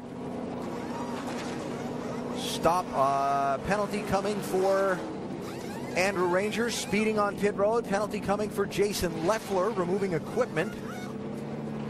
Penalty coming, I'm sure, for... Yeah, there's the call now. Penalty coming for Jimmy Johnson, removing equipment. As you see... All right, Jimmy, we dragged the gas can out. We got to come back. All right, bud, get all you can. We are coming back to the pits for a drive-through. And there it is. That's just going to cost some time on the track. It's just a drive-through. Doesn't have to stop. Look back at what happened on that 7 pit stop that caused that gas can to go beyond that white line at the end of the pit box. Yeah, it's ultra critical to get these cars full of fuel because of the strategy. And he left it in there just as long as he possibly could, and it just got hung. When the car took off, it just had the angle on the can, and he couldn't get it back out. And Andy, let's talk about the fact that at Watkins Glen, the pit wall and the fueling is done driver's right. That's different than any other track all season long, except for Road America and the next, except for Road America, period. Yeah, this is, we got a car here. I think he's got an engine problem. We heard somebody on 7 cylinders, looked like they were blowing up. It could have been Eric McClure. Yeah, it's going to have to bring out a caution here. Very dangerous part of the racetrack. Yes, caution right now. Oh, no. Wow. You can see that car, his cowl flaps blew up when that car went by. Whew. I'm telling you, this is a really bad spot. I think that made my heart rate spike. Mine skipped a beat right there. So first full course caution of this race comes out for Eric McClure's stalled car, top of the S's. And Andy, just to finish up that point about the fueler going at the car from the opposite direction than what he's used to, and maybe that contributing to that gas can getting hung. Well, everything is backwards, and not just the gas, the fuelers, but the tire changers, everybody. A lot of opportunity for mistakes on pit road. There were more than just the 7 car having some troubles on pit road. Mentioned Jason Leffler removing equipment from the pit box. What happened? Well, see, they're trying to just leave that in there because they can't quite get the car full by just letting when the bubbles come up, it'll hold about another half gallon if they'll leave it in there. And that's what they're doing here. You can see all of these guys trying to leave it. Man, this is... Same thing. Yeah, that's risky. That look from our over-the-wall reporter, Rick Yeomans, working on Mike Wallace's car there. So the 0-1 also with the penalty for removing equipment. It's like I said, go back to it. The reason that they're leaving it in there that long is because that half a gallon that they're talking about could be the difference in making it or not. So with almost all of the leaders, trying to look back through here, it looks like all of the leaders had completed that cycle of pit stops before this full course caution. So We going to see any pit stops here? Well, you'll see pit stops, but you're not going to see a normal round of pit stops where the leaders come down and change 4 tires. It's not like an oval. That's how this strategy works. They're going to stay out there. You'll have cars that aren't handling good, that maybe didn't get it full of fuel, that may be trying to reset their strategy because they're not in position to win. Yeah, would this be a situation, as we see the 51 car going slow here too, Jeremy Clements, but would Kyle Busch think about coming in?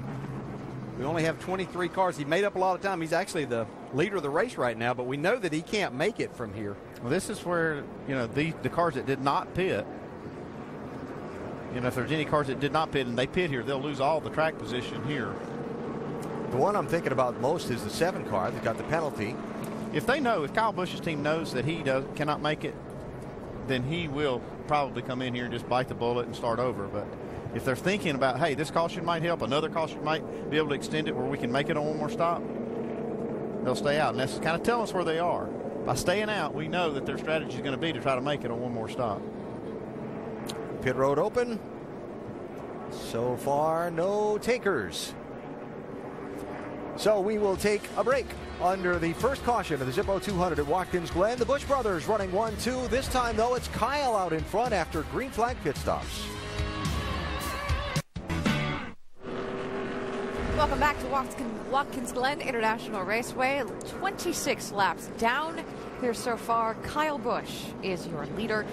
We have a special guest, though, in the studio today. It's the usual driver of the 22 car today that's being piloted by Kurt Busch. Is because Brad Keselowski is still recovering from that testing accident last week, at Watkins Glen.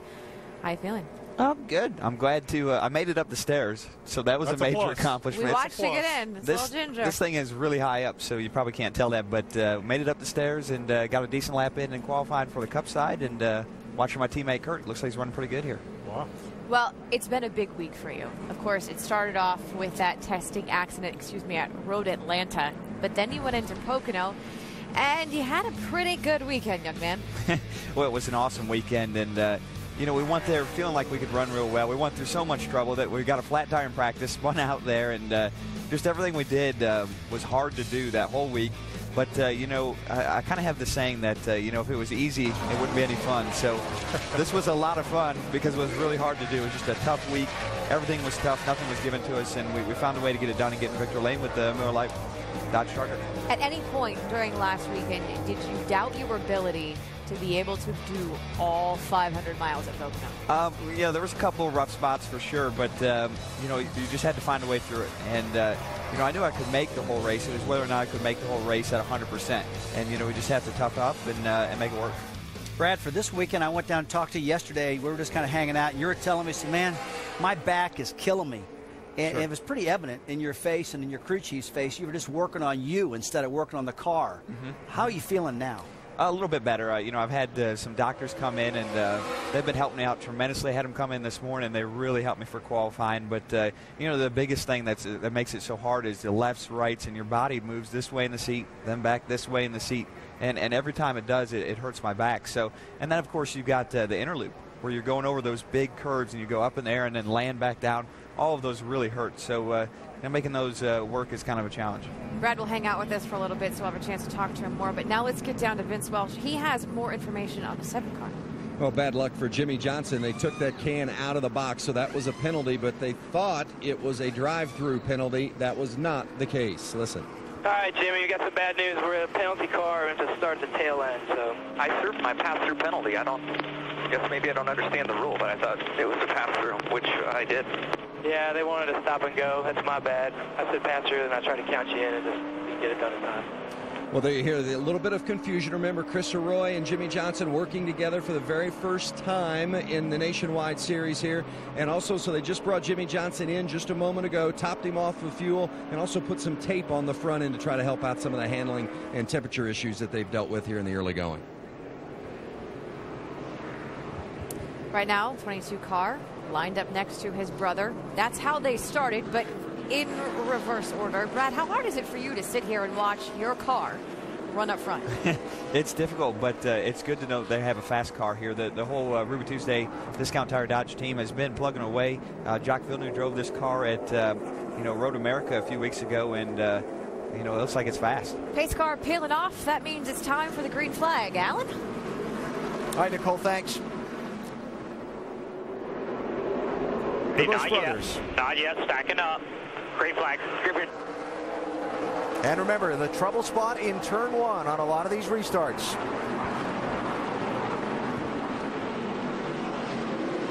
Oh, look at that move from the outside by Kurt Busch. Did he clear his brother? Not yet. Uh-oh. Man, that was a good save by Kurt Busch. Contact from Carl.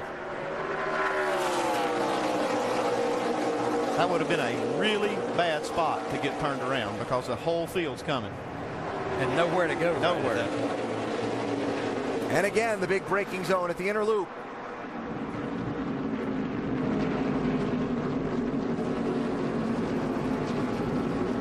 Now, look all the way at the back of that pack. See that yellow car there? That's the 32. That's Reed Sorensen, one of the championship contenders, speeding exiting pit road on his stop. He had to go to the back of the line. We talked about Jimmy Johnson going to the back of the line. Mike Wallace had to go to the back of the line for that removing equipment penalty. It's kind of a parade to the back on that last lap of caution.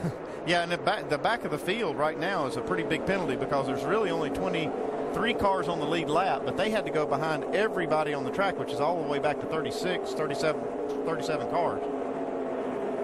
Brad Kozlowski with us down in the pit studio with Rusty, Brad, and Nicole. Brad, when your teammate there, Kurt, ran that big charge to the outside on that restart, did you hold your breath like I did? A little bit, but Kurt's smart. He knows that Kyle's off cycle right now, and he's going to need a lot of help to get back in this race. Although he's leading and he's got a very fast car, he's off cycle fuel-wise. He's got to make an extra stop unless there's a lot of yellow laps. So Kurt knows the race can play out in his favor. He just needs to keep his car in one piece. Looking... or just advertising. Yeah, I think he's just working him over here a little bit, making him look in the mirror. And making him run hard and use fuel, just in case they were having thoughts of saving any fuel at this point in time. He's going to dog him, and Kyle wants to keep out front. He's going to have to run hard, and that uses a lot of fuel. Not going to be out front long. Looks like Kurt's got a little better car. Shannon? Yeah, guys. When I caught up with Todd Gordon, of course, the crew chief for Kurt Busch today in this race, he told me that they were just decent in practice. And, of course, they were in the top 5. I said, decent? And he said, look at Kurt's record here. We want to go out and we want to win this race. And I certainly think that we can see that by the way Kurt Busch is racing out there right now. Kurt Busch's record here in 2 tries, 2 poles, a win, and a third. He got the 3rd pole in qualifying earlier. He's got 3 poles in the Nationwide Series, all 3 of them right here.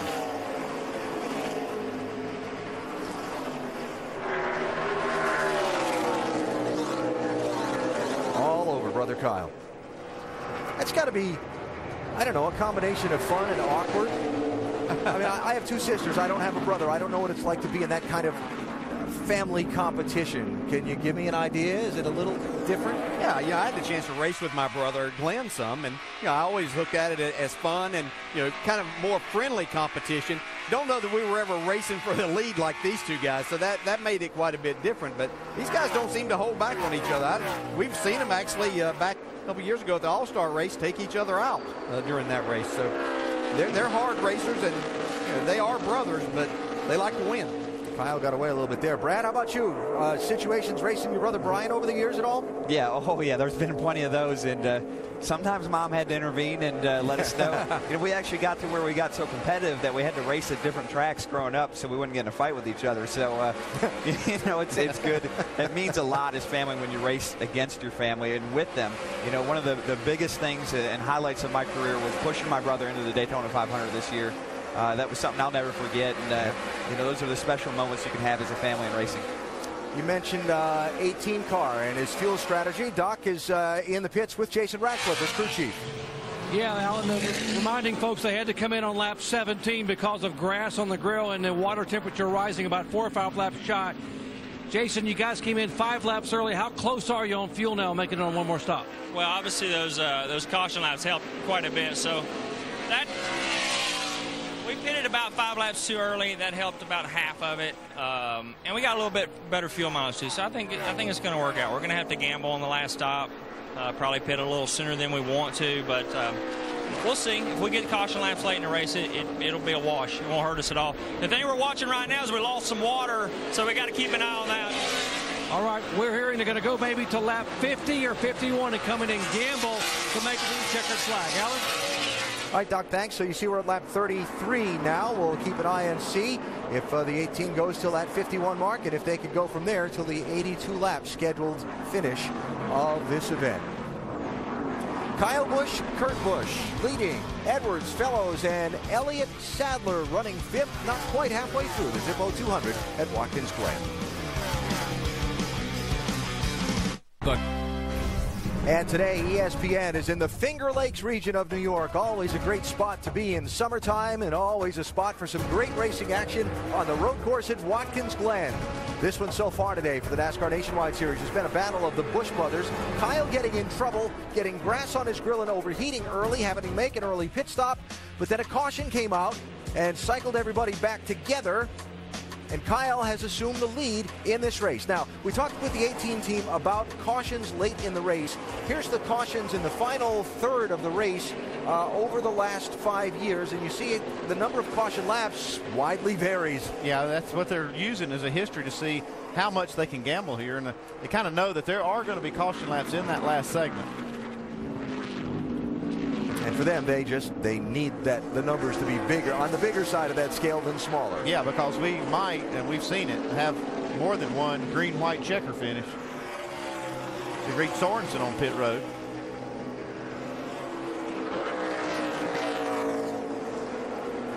So Fellows has closed up on those top three, where in the early part of the race, the top three had kind of gotten away. Yeah, I think Ron Fellows, you got to watch. I mean, he's just so good here, but he knows he has to take care of his equipment, and he knows to make passes on these guys towards the end, he's going to need a lot of brake, and he's one that knows how to use that brake. This is one of the hardest tracks on the circuit on brakes, and what happens is if you try to get all out of your car that it has at this point, you're not going to have what you need at the end, and that's how you make that pass, is getting down into turn one, getting into the inner loop. And if you can just ride like Ron's doing, I think Ron's just kind of riding, taking it easy on the brakes, and when he needs to use them, they'll be there. What are they saying in the 5 pit, Dave? So let's check in with Tony Uri Jr., crew chief of Ron Fellows, number 5. Kind of looks like he's just stalking back there. Did you improve the car for him on that stop? I think we got the car a little bit better. We need to get a little bit better forward drive off of one, but we got one more pit stop, it looks like here. But, just take care of his stuff, and hopefully we'll have enough here at the end. It would take a 33-lap run to get you to the window we talked about earlier today. Can you go that far? Yeah, we can handle that pretty easy. All right, they were talking about lap 55 earlier as possibly their last stop. Shannon? Well, calling the shots for Kurt Busch, Todd Gordon. You guys were smoking fast at the beginning of this race when you were out front. How is the car right now with Kyle leading? I'm a little loose to the right. Make a little adjustment for that on the last stop here, and I think he's just need to get that tightened up a little bit. We'll be all right. Make it on one more stop? Yeah, I think we can make it on one stop. All right, Alan. All right, thanks, Shannon. And while we're hearing these interviews from pit road, Andy Petrie's sitting up here and his hands are flying in the air like, okay. Well, it's just that you hear Ron Fellows and Tony Uri Jr. talking about fuel. If I was gambling on anybody on the track, it would be that 5 making it farther than anybody, because that car seems to get better mileage than anybody in the series. You see, Ricky Stenhouse has got some damage to the front of this car, run into the back of somebody. Shouldn't be a real big problem because the grill intake is down far below that. Now Stenhouse and the guy right behind him, Reed Sorensen, 2 of the top 3 in the Nationwide Series Championship. Other guy, Elliott Sadler, is up in 5th position, so they're a little bit at a deficit right now, Vince. Well, in that 6 car, they've been concerned. You see the front end damage. They've had a front fender repaired and ready to put on that car, but they've decided to let it go because they don't feel like it's affecting on the ill side of that car from a temperature or an oil temperature perspective or an aero at this point. Mike Kelly said, I just don't think it's worth it to come in and make the change now, but they're keeping a close eye on it. Well, we've seen the Roush teams have some engine problems. I know Ricky Stenhouse won a really exciting race last week in Iowa, but he did blow an engine coming to the line. Trevor Bain blew an engine at the short track over at Indianapolis. So they had to make sure that they didn't get this car hot. Stenhouse and Sorensen had been on pit road recently, along with Justin Allgaier, Kenny Wallace, Mike Wallace, a couple of others. Here's Elliott Sadler on the pit road, Vince. Well, this is a bad break for this 2 team because they've been running in the top 5, but it's just too hot, overheating. So you see they're cleaning off the front of the grill. They took some tape off the front as well, Alan. We talked about this beginning of the race, that a lot of these cars would be on different agendas, and we're seeing these points leaders being very conservative with these cars, not wanting to blow an engine. And rightfully so. Oh, yeah. I mean, they're doing the right thing, getting that thing in there, make sure they get all the debris off the grills. But boy, it really a bad break for Elliott Sadler there. He'd really been able to, by running up there in the top 5 with the other 2 guys having problems, Stenhouse and Reed Sorensen, able to pick up a lot of points. But this is going to put him back there. He'll probably still be just ahead of them, but kind of unfortunate. He was running 5th at the time he hit the pit lane. And we'll see where Sadler cycles out here in just a minute. Brad Keselowski with us down in the pit studio. And Brad, when you're behind the wheel of one of these races and all these people are pitting and doing all these things around you, is it hard to keep track of where you're at in your race? Oh, it's hard to keep your focus because, you know, you start, the 60 car up off the track, but it's hard to keep focus of where you're at, and you're thinking to yourself, you know, don't leave me out here too long, guys. Don't leave me out here too long, and you know, you kind of start to panic. So, you know, you want to make that right pit call, and it can really make a big difference in your day. Hey, Brad, I talked to you a little bit yesterday, but you alluded to it a little bit about the challenges that you're going to face tomorrow inside of that race car. And is there something that's giving you more difficulty, and have you changed anything on your race car inside there since you got here yesterday and started practice? Well, yeah, definitely, Dale. The left to right movement inside the car is probably the biggest difference. And, you know, I was able to do a couple different things to keep my body from moving quite so much to the left, because usually it moves to the right, and you start to build muscles through your side, you know, to be ready for that when you run oval races all the time, but you don't build that when you run road course races. So put in a lot of different left side padding, trying to keep the core of my body firm and in the same spot in the seat. Watching this race between Steve Wallace in 66 and Jason Leffler in 38. A couple of the Nationwide Series championship eligible drivers. They are running in 14th and 15th at the moment. Got a little history this year. Yeah, and you always find yourself around that person. It's amazing how that happened. It's like Jimmy Johnson and Kurt Busch, you know, as good as they run, and these 2 drivers running well, but always find themselves around each other on the track for these type of things, or those type of things to happen that they've had at other times this year. Talked to Steve Wallace some on Friday here, and he said that the goal for the day is pretty simple.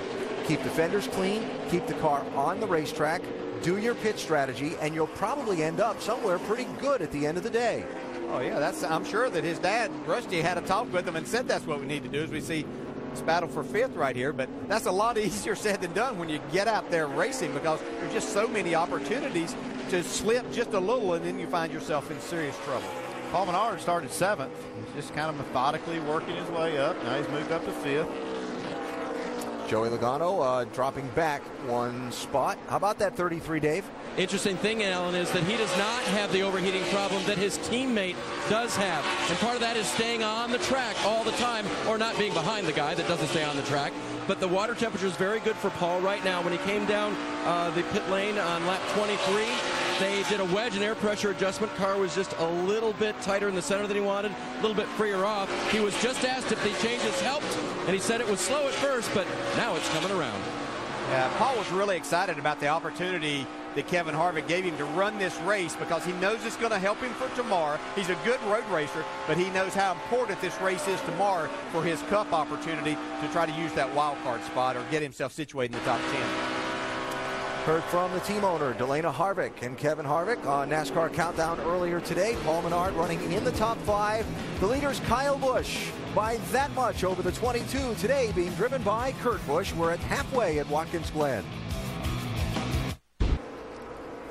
Back at Watkins Glen, we are more than halfway through, and it has been the Busch brothers today. They started 1-2. That's how they run right now. Oh, they've been running hard back and forth, and both of them got really fast, good handling cars. You've seen kind of Kyle Busch driving a little bit aggressive, been in the grass. He's been up against the wall a little bit, but Kurt's been holding it pretty steady.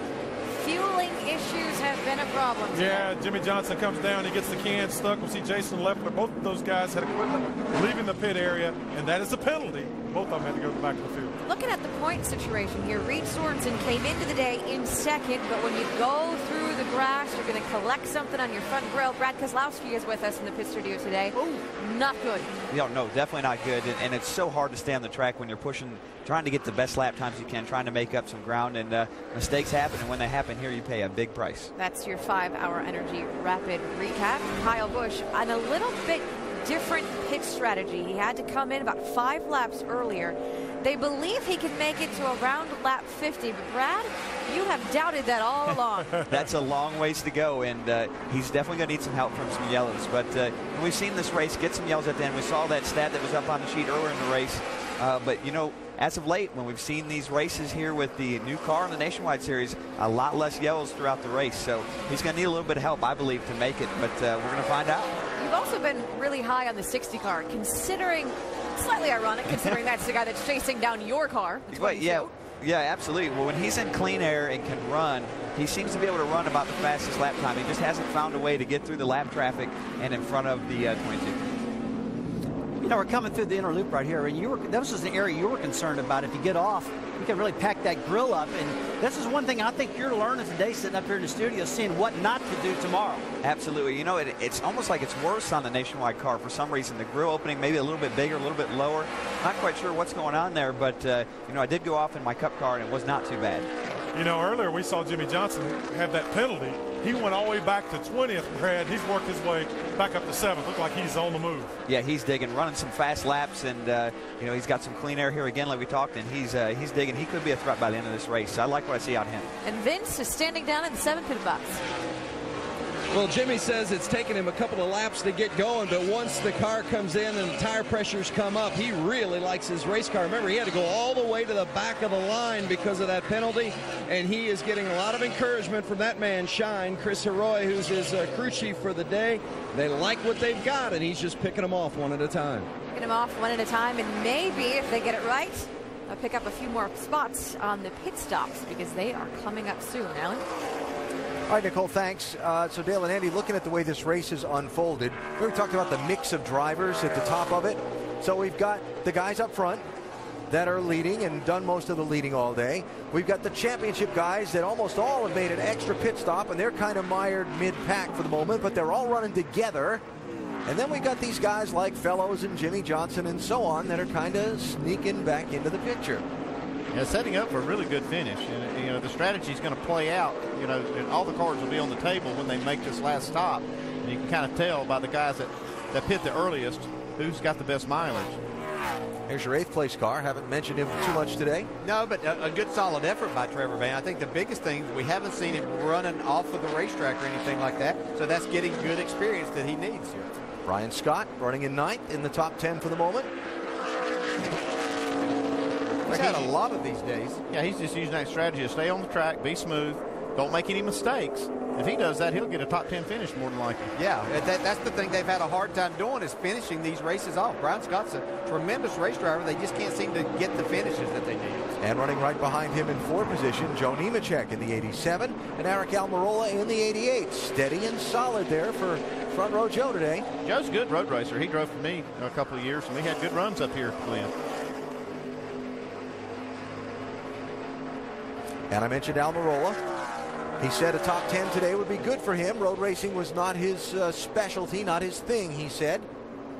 Well, top 10 would be really good because you have that mix of the Cup drivers who have that experience and then someone like Ron Fellows up in there too. So it makes a big difference if you can get up in the top 10. That would be a very solid effort. Catch up on a couple of, who's that's slowing off the side?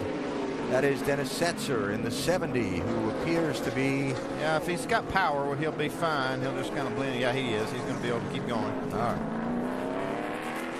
right. Off the racetrack, Andrew Ranger, Eric McClure just went to the garage area. J.R. Fitzpatrick is gone to the garage area. Mark Green, J.J. Yaley, T.J. Bell, Jeff Green, Dan Clark. Those cars are behind the wall. Kyle Busch is out in front of the pack. Penny. Back at Watkins Glen, Kyle Busch back in the pack, just off the pit lane from his green flag stop. at lap 50. Well, he just pitted. It was 32 laps to go to make the stop. He ran 33 laps from his last pit stop. Using that math, he can make it if they get the cautions that we had in that segment. Yeah, that's the key, is he had a few caution laps in there to help that number. Just a few, though. That's it. Just one caution in the race so far. This is Kyle working on Justin Allgaier for the 11th position. You see right there, all those Turner cars, 3 of them, right in a row. James Busher, Justin Allgaier. Yeah, shows just how far out front Kyle Busch was, that he could make the pit stop, go down this long pit lane at 40 miles per hour and still come out and battle for 11th spot. Shannon? Well, Joey Logano battling side bite. They're going to make some aggressive changes on this pit stop. But, guys, also, he is running hot, as are most other cars on the field, so they're going to make sure that they get that front grille cleaned off. He also has not been able to see out of that front window with so much fluid on his windshield. They did take the tear off right there, but Joey Logano down and away. They got that grill clean, though. I'm telling you that the gas man on that car had his hands full breaking that can out of the car when it left the pit stall. And there may be something to this going from the opposite angle that's going to give these guys a handful. It's that and the fact that they have to get it completely full of fuel. And it takes that last half gallon takes a long time. They want to leave it as long as possible. But as we saw in the first round of pit stops, leave it that split second too long. Yep, you're in trouble. And you'll be carrying it with you out of the pit box. Had 4 penalties for removing equipment from the pit box in the first round of pit stops, all for taking the fuel can out of the box. Here's Paul Menard, Dave. On lap 52, Alan, we'll see if the Kevin Harvick Incorporated crew can leave everything where it's supposed to be. He'll get 4 tires. There will be an air pressure adjustment on one of those 4 tires that they'll replace. Dr. Punch. Trevor Bayne in for his final stop. 4 tires, air pressures in the car very tight. Middle of the corner off. They also have to clean the grill. His temperature rising as well. Vince. The 88 of Eric Almirola. 4 straight top 5 finishes. Running well again today in the top 10. He needs a little bit more rear grip, so they're going to make an air pressure adjustment. A 4-tire change for the 88 of Eric Almirola. See right there, the bubbles coming up in the vent hose of the can. They want to let all of those bubbles come out of there and try to get it full. Looks like they did on that car. Also pitting was Joe Nemechek on this lap. So Almirola rejoins the race, and Kurt Busch continues to lead with Carl Edwards just a skosh behind him. Here's Ron Fellows in for his stop.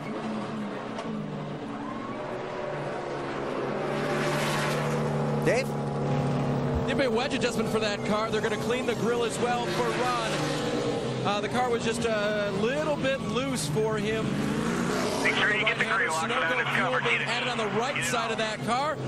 Fueler nodding that it's good to go, and he's out of here. Alan? Little trouble on the left rear coming around the car. Cost him just a tick of time. But they did get it full of fuel. I'm telling you, that is ultra critical for this last run. I think the 22 and 60 staying out another lap or 2 here are anticipating possibly green-white checker or something like that, getting a little bit more right here. Well, it's either that or their mileage just isn't good enough to make the stop now. I mean, it's still 29 laps to go. They may not feel good about making it to the end. And yes, Dale, they probably are thinking about a green-white checker.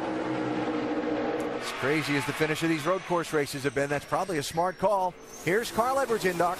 Hey, guys, you're both right. Carl Edwards not getting good fuel mileage, and yes, keeping me out one more lap, worried about a green-white checker, trying to get it completely full of Sunoco fuel. 4 tires, air pressure, tight in the middle, and by the way, water temperature 280 and going up. But Jack Brower said, that's okay, clean the grill, we're away. Vince. The 7 car of Jimmy Johnson, remember, they had to go all the way to the back because of a penalty. They've run their way all the way back up to the front. They warned him about that 39 car that just pulled out in front of him. That delayed him a bit. They're going to make a slight air pressure adjustment. It took the car a few laps to come in, and he wasn't happy with that. But otherwise, the car has been real good for Jimmy. He's raced his way back up into the top 10. The 7 car of Jimmy Johnson has been real strong with Chris Roy as crew chief today. The 30 of James Busher. They've been dealing with handling issues throughout the afternoon. They've been losing rear grip. It feels like it gets worse as the run goes. They too are going to make an air pressure adjustment with that 4-tire change and Sunoco fuel for James Buescher in the 30 car. The 2 car of Elliott Sadler, he says it's tight in the right-handers. Elliott's had a good day today. He's running the top 5 much of the day, in the top 10 now before that stop. 4 tires, air pressure, and Sunoco fuel for Elliott Sadler. Shannon Spake. Well, Kurt Busch has been pretty quiet on the radio during this latest run, but you heard his crew chief Todd Gordon say the handling was just a little bit off. They are going to make a track bar adjustment on this pit stop. They're going to put 4 tires and pack it full of Sunoco fuel. Guys? All right, so Kurt in that first stall on the pit lane, how does he blend in with brother Kyle? What will essentially be for the race lead off the pit lane. Kyle's at the start-finish line now. Go get that grill. Get that grill. And there he goes by. Go, go, go, go. Looks like Kyle will definitely keep the lead. And then some. Yeah, he had an extra few laps there on new tires, making pretty good laps to be able to make up some more ground on his brother Kurt. He's able to stay just in front of Carl Edwards there. Kurt Busch was. Okay, now that they've made these stops, they're kind of okay. You know, that didn't really hurt them to stay out longer. But risking that was if the caution did come out during that cycle, they would be really at a disadvantage. But it didn't, so they're good. Remember, just before the pit stops, we saw Paul Menard get by Joey Logano. Now here's Menard again, finding himself behind that 20 car and trying to find a way around.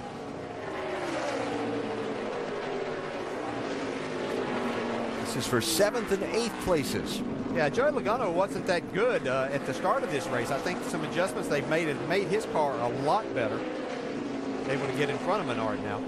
See, Menard been working him all day long. See right here how he does it with the pedals. I love this shot. So he just burps the throttle to upshift. Hard on the brakes. You have to pop that throttle just a little bit to downshift. You see him testing that brake too as he gets to these high-speed places, just making sure it's there for him. Probably pretty smart. Oh, yeah. I mean, that's what happened to Brad Keselowski. If Brad's still in the pit studio, that he lost his brakes testing down there at Road Atlanta. You want to make sure that pedal's there. I'm glad they didn't have that foot cam whenever I was doing it. If they wanted to put it in mine, that'd have been pretty ugly. It was a mess with me trying to get it. Dave? Jason Leffler needed this late window. Remember, they had a penalty earlier. Let's see if the fueler can release that fuel can this time after filling it full. Perfect job. 31 of Justin Allgaier also in both of these Turner cars. Low on mileage today. They needed this late stop, and this will put them back in the pack. These Turner drivers on a little different incentive plan with their owner to finish in the top 10 to get paid, so they're going to be racing pretty hard right here. And I guess running out at that last road course. Oh, that was a different strategy here today to make sure that didn't happen once again. Brian Scott had just been on the pit road at lap 50, and now 6 laps later, he's in with that steam coming out of the car. He must have run off, got a little grass on the grill. Kyle Busch's lead before the pit stop over brother Kurt was 1.54 seconds. After the pit stops, it was 3.06 seconds, but Kurt has clipped a little bit off in this last lap.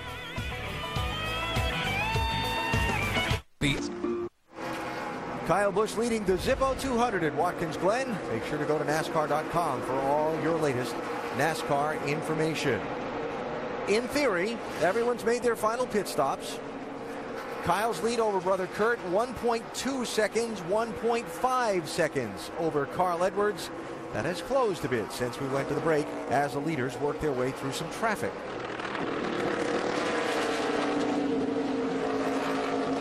Let's check in the leaders pit. Doc?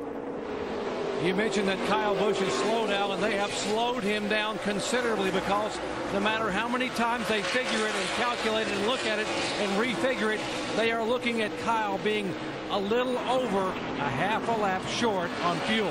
He is going to save, but he desperately needs a yellow to be able to gain a little fuel mileage here in this final run. And that's what I see. I see him being a little short, but they're probably going to get those yellows because the intensity level is going to pick up a little bit. We're going to see some people running into each other.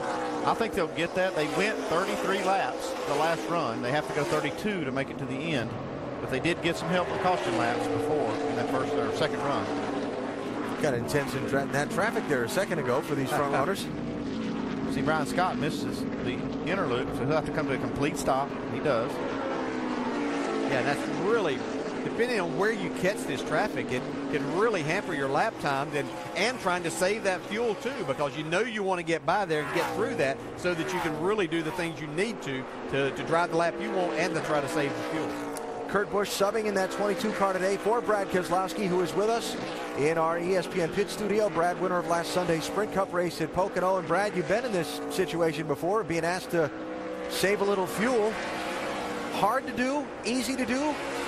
Well, it depends on what track you're on, but on this one, this one here, I don't know how you save fuel here. There's so many different zones, and you've got to go. And if you don't push your car hard, you're going to lose a lot of time. So we saw where Kyle had a 3-second lead. It's now down to 1.1.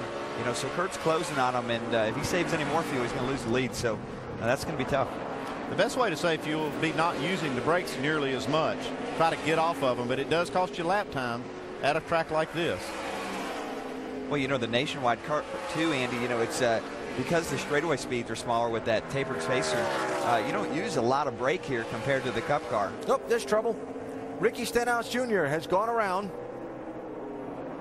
They'd been trying to stay out there. They were really off sequence, and they were trying to stay out there, trying to get a caution flag because they were on the lead lap still. I don't think they wanted to be the caution, though. He hasn't been thrown yet. There you see he's in the last corner. He was in 9th position at the time of the spin.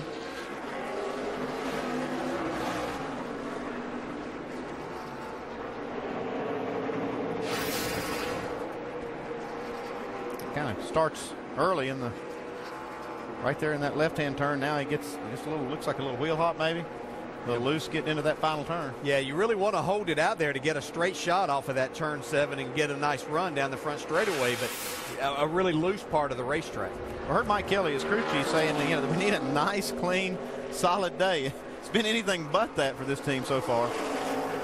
Brought Stenhouse back to 17th in line from 9th, so he was able to get it fired up and not lose a whole lot of positions.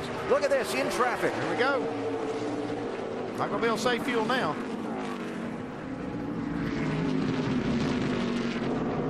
And Carl Edwards pinned behind side-by-side cars there. Well, they got behind that.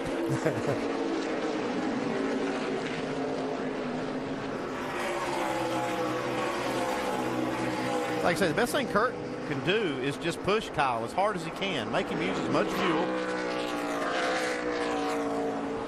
Yeah, so we see Carl Edwards back a little bit, but I think that these front two cars are faster throughout a run. Carl's able to hang on when the tires are new, but it seems that he drops off after about 10 or 12 laps to get on the tires. So Kyle able to open a little bit of a gap there off that last corner, while we see Ricky Stenhouse Jr., one of the championship contenders on pit road. Vince.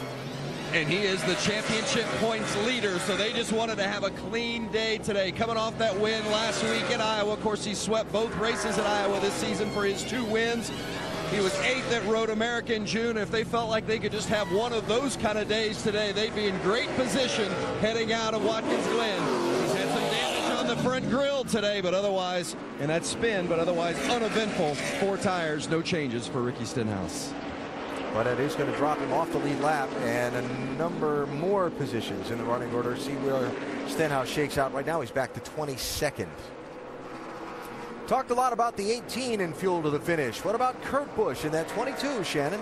Well, guys, according to Todd Gordon, they are good, but they did just tell Kurt on the radio that Kyle Busch is a half a lap short. They told him, keep that pressure on the 18. Yeah, they probably didn't need to tell him that. I'm pretty sure that Kurt was going to do all that he can.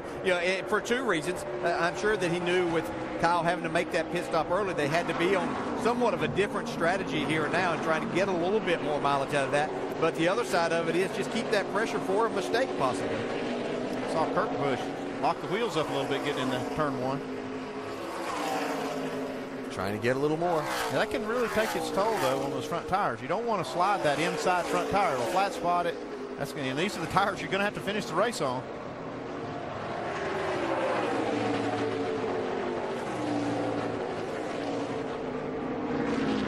I love some of these looks. I do, too. I love this shot from the helicopter. amazing to watch these guys, just how much they try to straighten these corners out and make the car go as straight as possible as much as they can. That's hard to say when you talk about having 7 turns plus the inner loop back there. And you can see right there how Kurt closes up a little bit on that corner entry.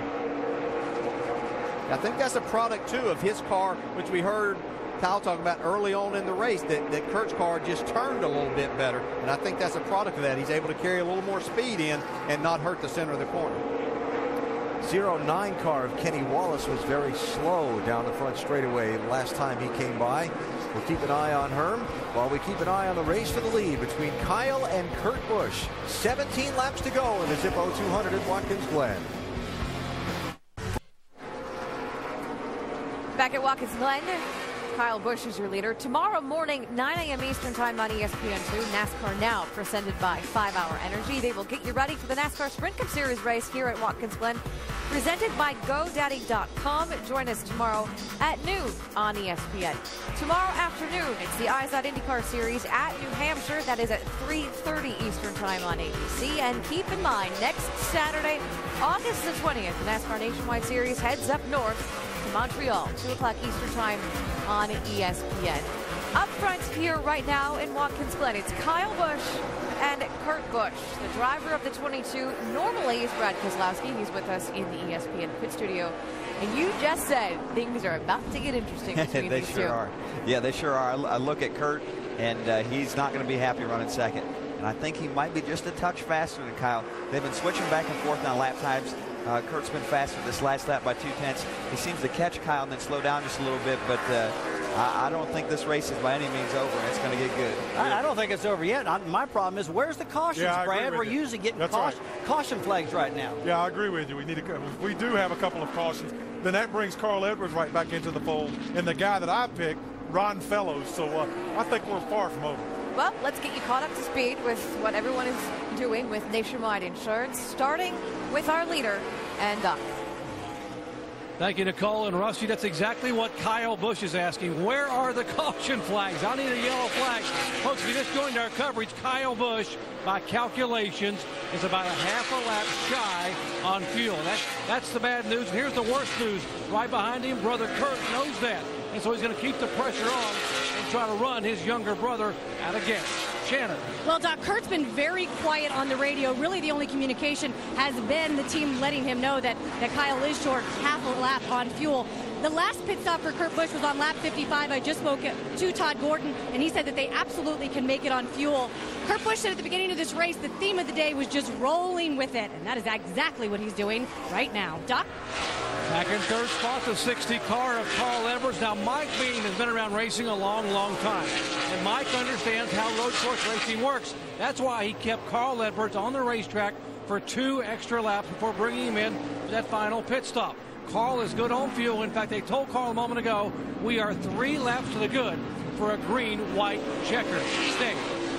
Doc, Ron Fellows is good on fuel as well in the red number 5. That is the same car that he drove to a second-place finish at Road America. It's the same car he'll race next weekend in Montreal. For today, he needs that caution to pull everything together because he's got the speed, just no track position now, Shannon.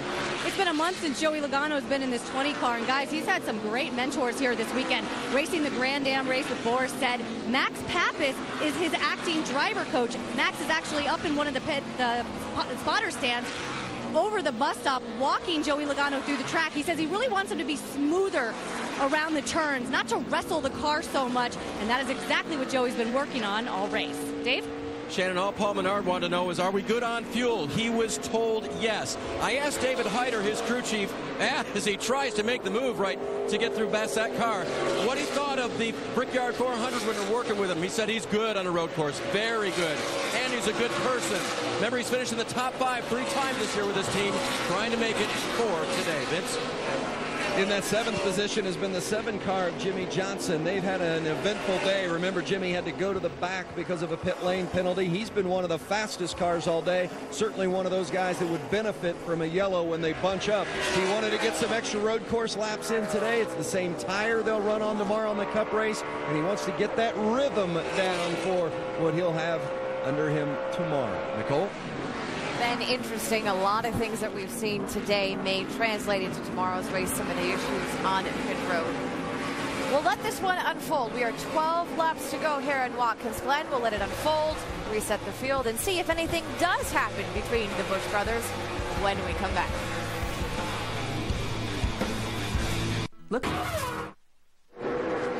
Heavy lap traffic in the race for the lead at Watkins Glen with 9 laps to go.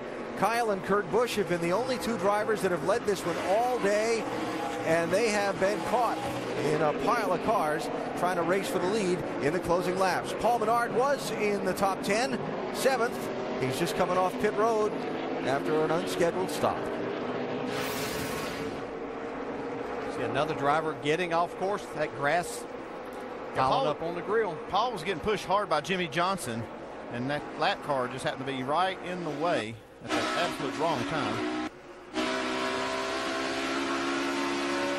Jimmy Johnson got a good view of this. Well, that's just know that Paul wanted to go, but just a little impatience right there. So, Dave, Menard has lost all that track position they had before. Yeah, they came down pit road, they cleaned off the grill and sent him back out. He wanted to know then, they were waiting for timing and scoring to refresh because he wanted to know who am I racing. So as soon as they get that information, they'll let him know so he can pick off as many as possible before the end of the race. Well, I have kind of good news and bad news for Menard and that team. Good news is he didn't lose that many spots with that unscheduled stop, and that's because the bad news is the field is kind of spread out. Aside of this race for the lead, everything else has got a pretty good gap to it. We've only had 1 caution in this race so far today. It's hard to believe. We're down to 8 laps to go. And I think Kurt Busch decided it's time to get going too. I think he's seeing Carl Edwards come closer to his rear bumper, and he doesn't want Carl to get there at the same time he's going to, because he wants to be able to maneuver a little bit here, take some chances with trying to make a pass on his brother Kyle. He may not have to pass him. If he can put enough pressure on Kyle and we don't have another caution, he might be able to run him out of gas. I'm betting he don't wait that long. Probably not. A couple follow-up thoughts on what you guys were just talking about. The trend this season, fewer cautions in these races. And the other thing was I mentioned about this race for the lead being the best one we've got. 4th place, Ron Fellows, is 21 seconds behind. These 2 and Carl Edwards. That's what you got, unless we get a caution. Yeah, and we talked about earlier in the show the high speed of this racetrack, and what that does then is just create a situation of spreading the cars out even more, because as handling goes away, which it will do because you have all of these high-speed corners, then that separates everybody much more. But we do have a great battle for the lead. Told you he was a ways behind. He's back there. And very much doing... They're doing the caution dance down Doing the caution dance, yeah. Yeah, they lost a little bit of time on the pit exchange there on the green, but they, here's a might possibly be our caution. Mike Wallace, got it going. And we'll stay green. Now watch the proximity of this spinning 0-1 car to the race leaders. I think Kyle goes really wide, does a good job. So does Kurt. Yeah, it just had passed Mike Wallace there. Heads up. Coming to turn 6. So that's tough for Mike. And he is on pit road getting some fresh tires on that thing. Coming to 5 to go. Michael Annette, 62 car, is 19th place. A lap down, about to go 2. Yeah, and I'm looking at Kyle Busch here. I think he's adopted the theory that the faster he runs, the quicker he'll get to the checker flag, and maybe it won't run out because he's not backing off. I don't know if it works that way, but we'll see.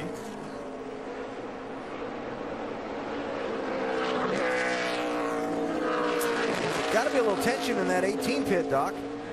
Very, very tight. Right side of your screen, crew chief Jason Ratcliffe. He knows that the best case scenario, I mean the very best, puts him a half a lap shy. If he doesn't save as much as they think they're saving, they'll be a lap and a half shy. And he said, you know, we're trying to save fuel, but you can't because older brother Kurt won't let up. Kyle trying to hang on, and I mean, they would love to see a yellow flag here in the final couple laps. Yeah, and there's not, I mean, we heard Brad Keselowski talk a little bit earlier about not exactly sure where you would. Time on this fuel read, man. I don't know. You're just going to have to watch it. 5 to go. We came to win. Just run it till it runs out. Yeah, where you save fuel. This is one of those areas. You can back out a little bit early, let the car coast up through there. He's got just keep an eye on his mirror and see exactly where his brother Kurt is catching him. And he's also catching some of this traffic in some wrong spots, and that's hurting him also. And almost got off the track there, Doc. Let me add back, DJ, on the calculations here. Now, you know, they know by watching what the pace the driver's running, how close they're going to be. And they said Kyle will probably, based on this pace, probably run out of fuel with 2 to go. In fact, he's saying that the pressure is fluctuating now. Be very ready. There it is. He's in. Here he comes. Here he comes, guys. Wow. Kyle Busch gives up the lead. Got to make sure the pressure's up. We got to make sure the pressure's up. I got stop. Go. All the way. What he was saying is he wanted to make sure that it had fuel pressure before they let him get down pit road where they would have to go down and push him. 40-mile-an-hour pit road speed limit. Don't get a penalty and make it worse. Well, you got to hand it to Kurt Busch. He put enough pressure on his brother to make him run very hard, not just this run, but the run before, and it put him in this situation. And remember, all this was set up back at lap 17. Yeah, all the way Kyle back. got off into the grass right there at the inner loop and plugged up the grill and had to pit earlier than he wanted to because the car was overheating. It just shows that you almost have to have somewhat of a perfect day of doing everything as the driver and the team to make these victories work or to get yourself in a position to win. Now Carl Edwards sees his chance. I was going to say, Kurt Busch can't cruise now. Now that is the race for the lead. Coming to 3 laps to go, Shannon. Oh, yeah, guys, nothing on the radio from Kurt Busch right now. He is very quiet. But you know the guy who has a big smile on his face is Todd Gordon, the crew chief. I spoke with him earlier yesterday, and he told me, look at the drivers I've had in my race car over the last month. I've had Brad Keselowski, who's a nationwide champion. I've had Jacques Villeneuve, F1 champion, Sam Hornish, IndyCar champion, and of course now Kurt Busch, who is a Cup champion, and right now he looks like he is going to get another victory here at Watkins Glen. Brad Keselowski's been with us for much of the race in our ESPN pit studio. I got to ask you, Brad, mix of emotions, seeing someone else drive your race car, but seeing your race team, the guys that work so hard for you, in position to win? No, I want to see Kurt win. You know, Kurt and I have spent a lot of time together the last few months trying to get Penske Racing to where we can be a contender week in and week out at both the Cup and the nationwide level. And, man, this is great. This is great to see, and I'm proud of him and proud of this team. You were shaking your Now we're going to get that caution. Caution is out. Oh, man. Poor Kyle Busch. Oh, my goodness. And this, as they say, changes everything. It does, but it puts Kyle Busch. He does have enough fuel. Do these other cars have enough fuel? And because the pack was so spread out, like we were talking before, Kyle's only 6th. Yeah, he's going to be right there. And Jimmy Johnson had a fast car. He's up there. He's in the top 5. And he's got enough fuel. And what I was starting to see there with Carl Edwards was, had he saved enough of his tires, or did Kurt Busch run his tires off running Kyle so hard to try to run him out of fuel?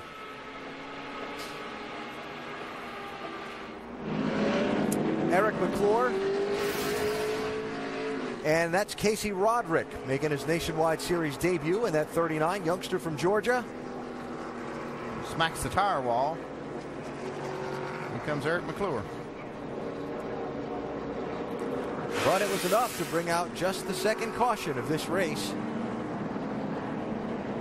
And leave us now 10 cars on the lead lap.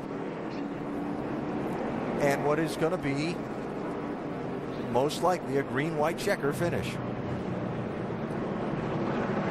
We talked about Carl Edwards and Kurt Busch staying out there a little extra time before they made their green flag pit stops to have enough fuel for this very situation, but they were running pretty hard. Do they have enough fuel now? And Andy, let me ask you this. With just 10 cars on the lead lap, we see some of these guys pit and take on fresh tires? If you're Ron Fellows, Jimmy Johnson, yeah, or, I mean, you got or even Kyle Busch. You've only got 10 cars that are on the lead lap, and that's something very rare at a road course. So it does make you have to think different in this situation. You want to try to come in if you can get tires at the back. Shannon? Well, down here with Todd Gordon, green, white, checkered. What do you guys think about your fuel situation right now, and how far can you go if this continues? I think we're, we had ourselves good for one green, white, checkered. The Ruby Tuesday is discount tire Dodge. It's just a matter of how it picks up at this place. The elevation changes, so I think we'll be all right. I think we're in the same boat as the 60, so see what happens here. Fingers crossed down here on the 22 pit box. Alan? All right, Shannon, thanks. I'm intrigued by this. Yeah, I think if Ron Fellows came, he could probably drag most of the other top 10 drivers in there. So that would leave just the front two. Yeah, because you know that there's 3 or 4 guys. Eric Almirola, Elliott Sadler, Trevor Bain, they're at the very back of the lead lap cars. They're going to come. Yeah. And if Ron Fellows comes, that's going to make Joey Logano and Jimmy Johnson think about it. We'll see. It's going to be a very interesting call here because this is not a standard race that you see at a road course. Yeah. Normally, Watkins Glen Sprint Cup race, we've got a ton of cars on the lead lap. Yeah, you'll have 30. By the time you get to here, usually about 30 cars are on the lead lap. Saving fuel. Don't want to waste any. Jimmy just reached up and shut off. At Road America, we had 3 green, white checkers, right? Yeah, just because we haven't had a lot of cautions today doesn't mean we're not going to in the next 20 minutes or so. Yeah, that tells me Jimmy's planning on staying out. He's shutting it off. Yeah, and these regulars, Trevor Bain, Elliott Sadler, Eric Almirola, they're nationwide regulars. Here comes Ron. Here comes Fellows. That's it. Jimmy is staying out. So is Kyle. Well, going to try and go for some fresh tires here, I assume, Dave. Yes, he is, and they waited until the very last second so they didn't give their hand away. Fellows on pit road for 4 fresh tires, a load of fuel. The 33 of Paul Menard is in as well from 7th position. 4 tires and fuel, and Alan, you speculated correctly. With so few cars on the lead lap, that's why they're doing it. Shannon? Joey Logano also in his pit box. The call is for 4 tires in that 20 cars. You see the guys going around to the side of the car. He's also going to get a 1 can of fuel. They're going to get as much as they can in there. Alan? All right, Shannon.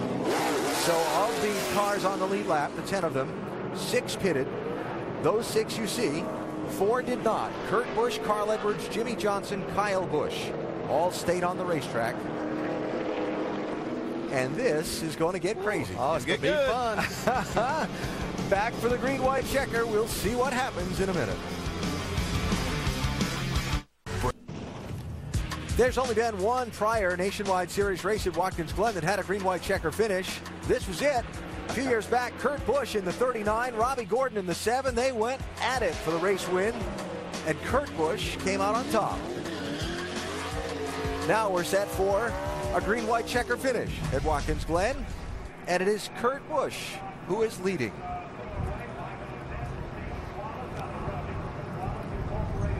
Let's get some thoughts from the strategy calls and set up the finish of this race. Doc?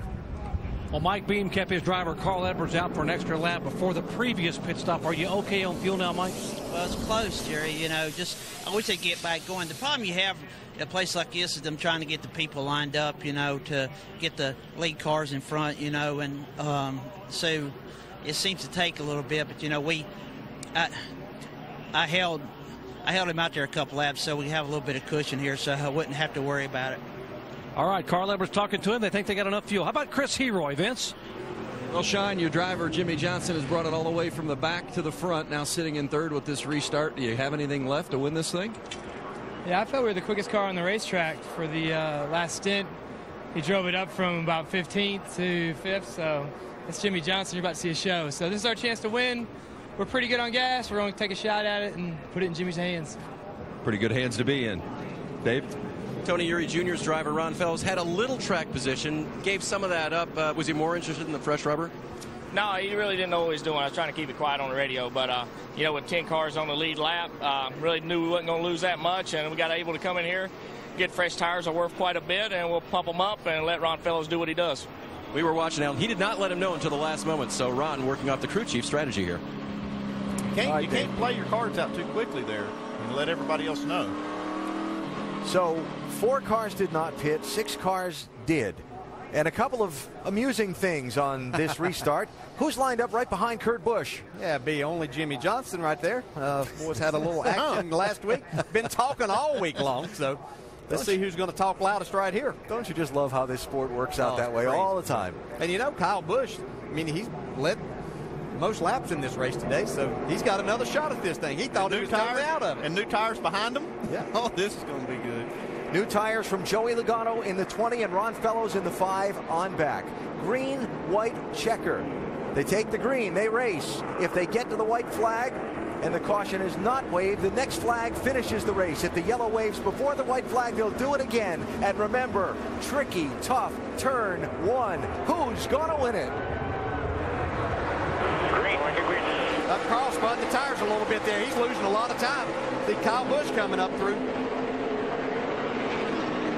Oh, the leader's sliding. Yes, he overdrove the corner. So Kyle. Like a lot of them overdrove. Here comes Jimmy.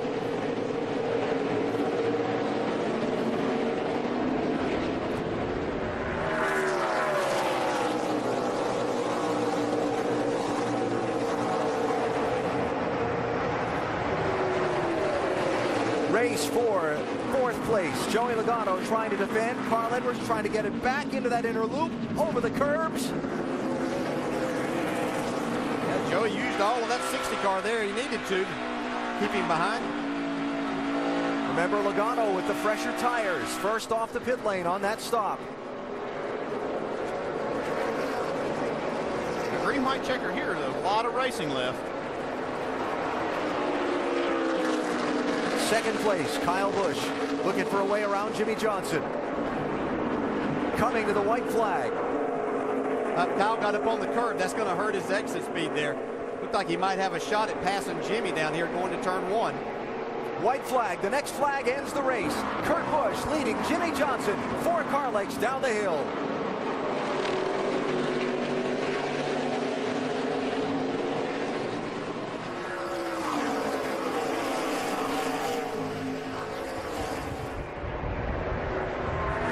Got a good gap. Yeah, Kurt Busch is in good shape right here. He just has to make sure that he doesn't overdrive getting into the inner loop right here. He should pretty much have things well in hand. If he's got enough fuel, don't forget. That's right. And it doesn't blow up before he gets there. Saw that happen last week. Not with the Dodge, but Ricky Stenhouse is Ford, so anything's possible here.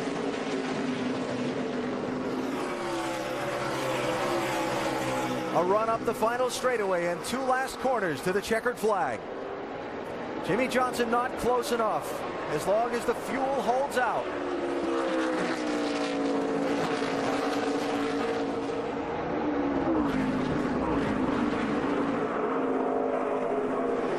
Under power and coming under the checkered flag. Kurt Busch wins it. Logano was able to get by Kyle Busch off there, of buddy. that last Good corner. job with it.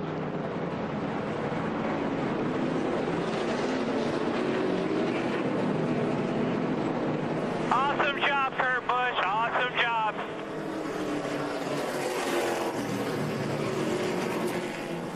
Well, only 2 drivers led this race. They both have the last name. Older brother came out on top in this one.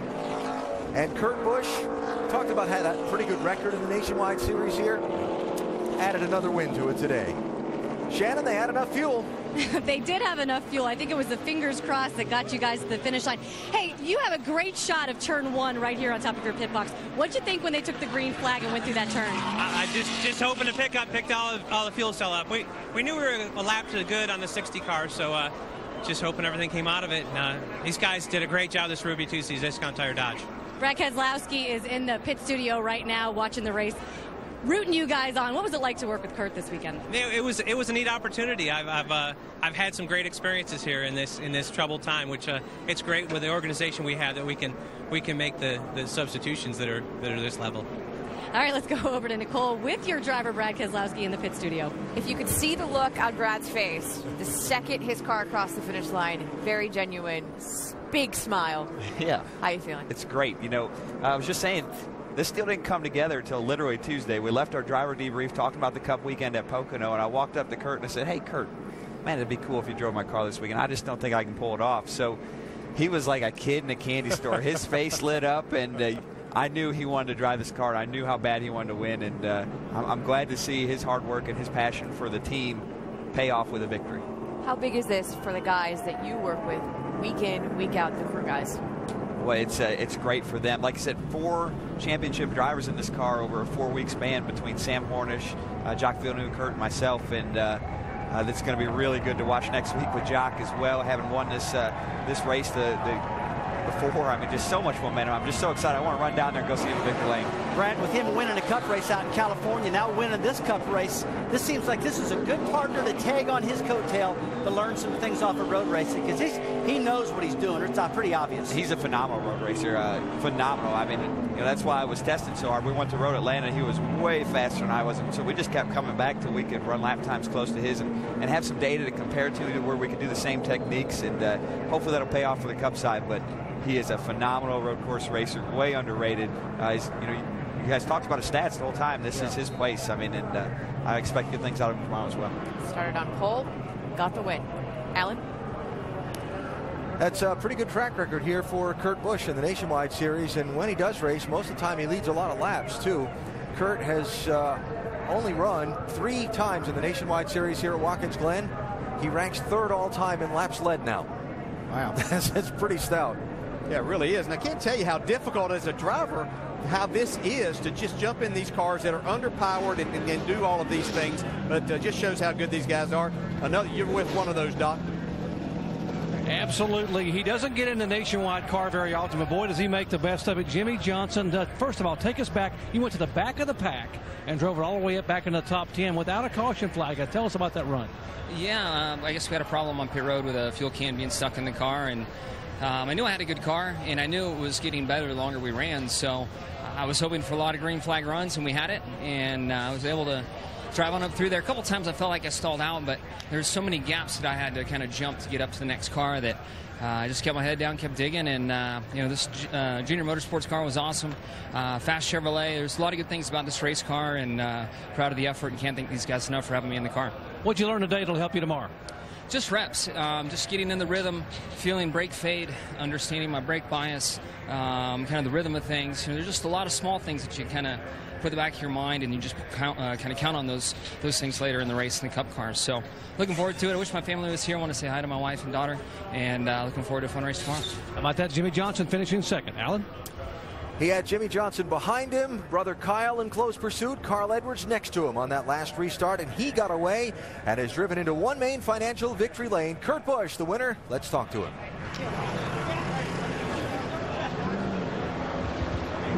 Kurt Busch wiping down his face. He said on the radio, a lot of work for a lot of fun as he climbs out of the 22 car.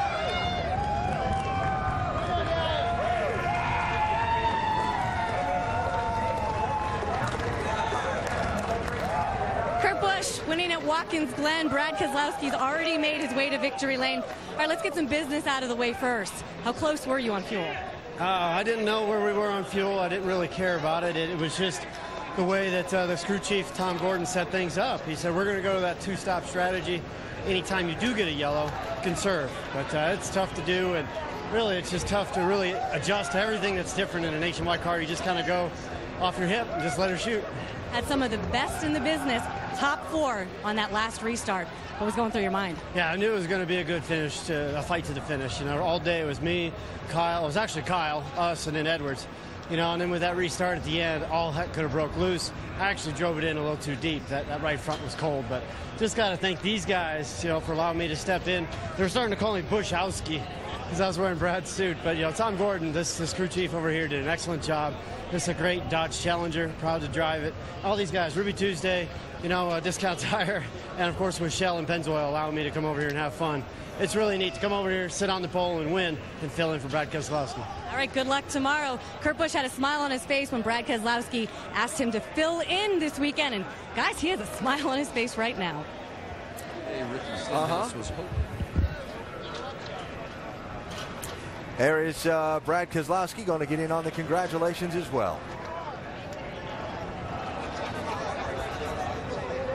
At the Penske team, their winning in the NASCAR Nationwide Series has all happened in the last 6 races. We've seen the uptick in performance lately on the Cup side, too. Those two guys working together. Yeah, I think part of it. Yeah, been a big plus for both of them for this Nationwide car, too. So good, give them both a chance to win the Sprint Cup Championship. Lots more post-race to come from the road course in Watkins Glen. Kurt Busch outdueled his brother Kyle and a lot of other heavy hitters in a green-white checker finish to take the checkered flag first. Back at Watkins Glen International, the Zippo 200 has been won by Kurt Busch. The weather held, thankfully. And let's catch up with some more of the top finishers in today's race. Dr. Jerry Punch. Well, Carl Edwards, it looked like Mike Beam was making a call, thinking about the end of the race by leaving you out and having you come in a little later so you'd have some fuel for the green-white checker. It looked like you were going to be sitting pretty good. Yeah, we had plenty of fuel. Ran out after the checkered flag, but our car was faster than what was showed today. I was hoping we wouldn't get that last caution. You know, it's easy to say, but I really think we had something for Kurt. You know, his car was fast, but our Fastenal Mustang was really good. And at last restart, I just spun the tires, and that kind of sealed my fate. They went 3 or 4 wide and got stuck on the outside and finished 5th. But I'm excited about the Cup race. I learned a lot today, and that's the key. And hopefully that Cup race will go well. For the fans at home, I mean, you're a veteran racer. You're one of the best on these kind of courses, and yet on the restart, the tires spin. Is it hot tires? Is it? I mean, is there anything you can do to keep that from happening? I cannot push the pedal so hard. I think I got the tires pretty clean, but it was a first gear restart, so the engine has a lot more available torque to the rear tires, and I just spun them. And man, it's so competitive right now. Going down into the turn 1, you spin the tires, those guys are all over you. So it's my fault. Should have had a shot at the win there, but maybe it's a valuable lesson. Maybe it'll pay off on Sunday.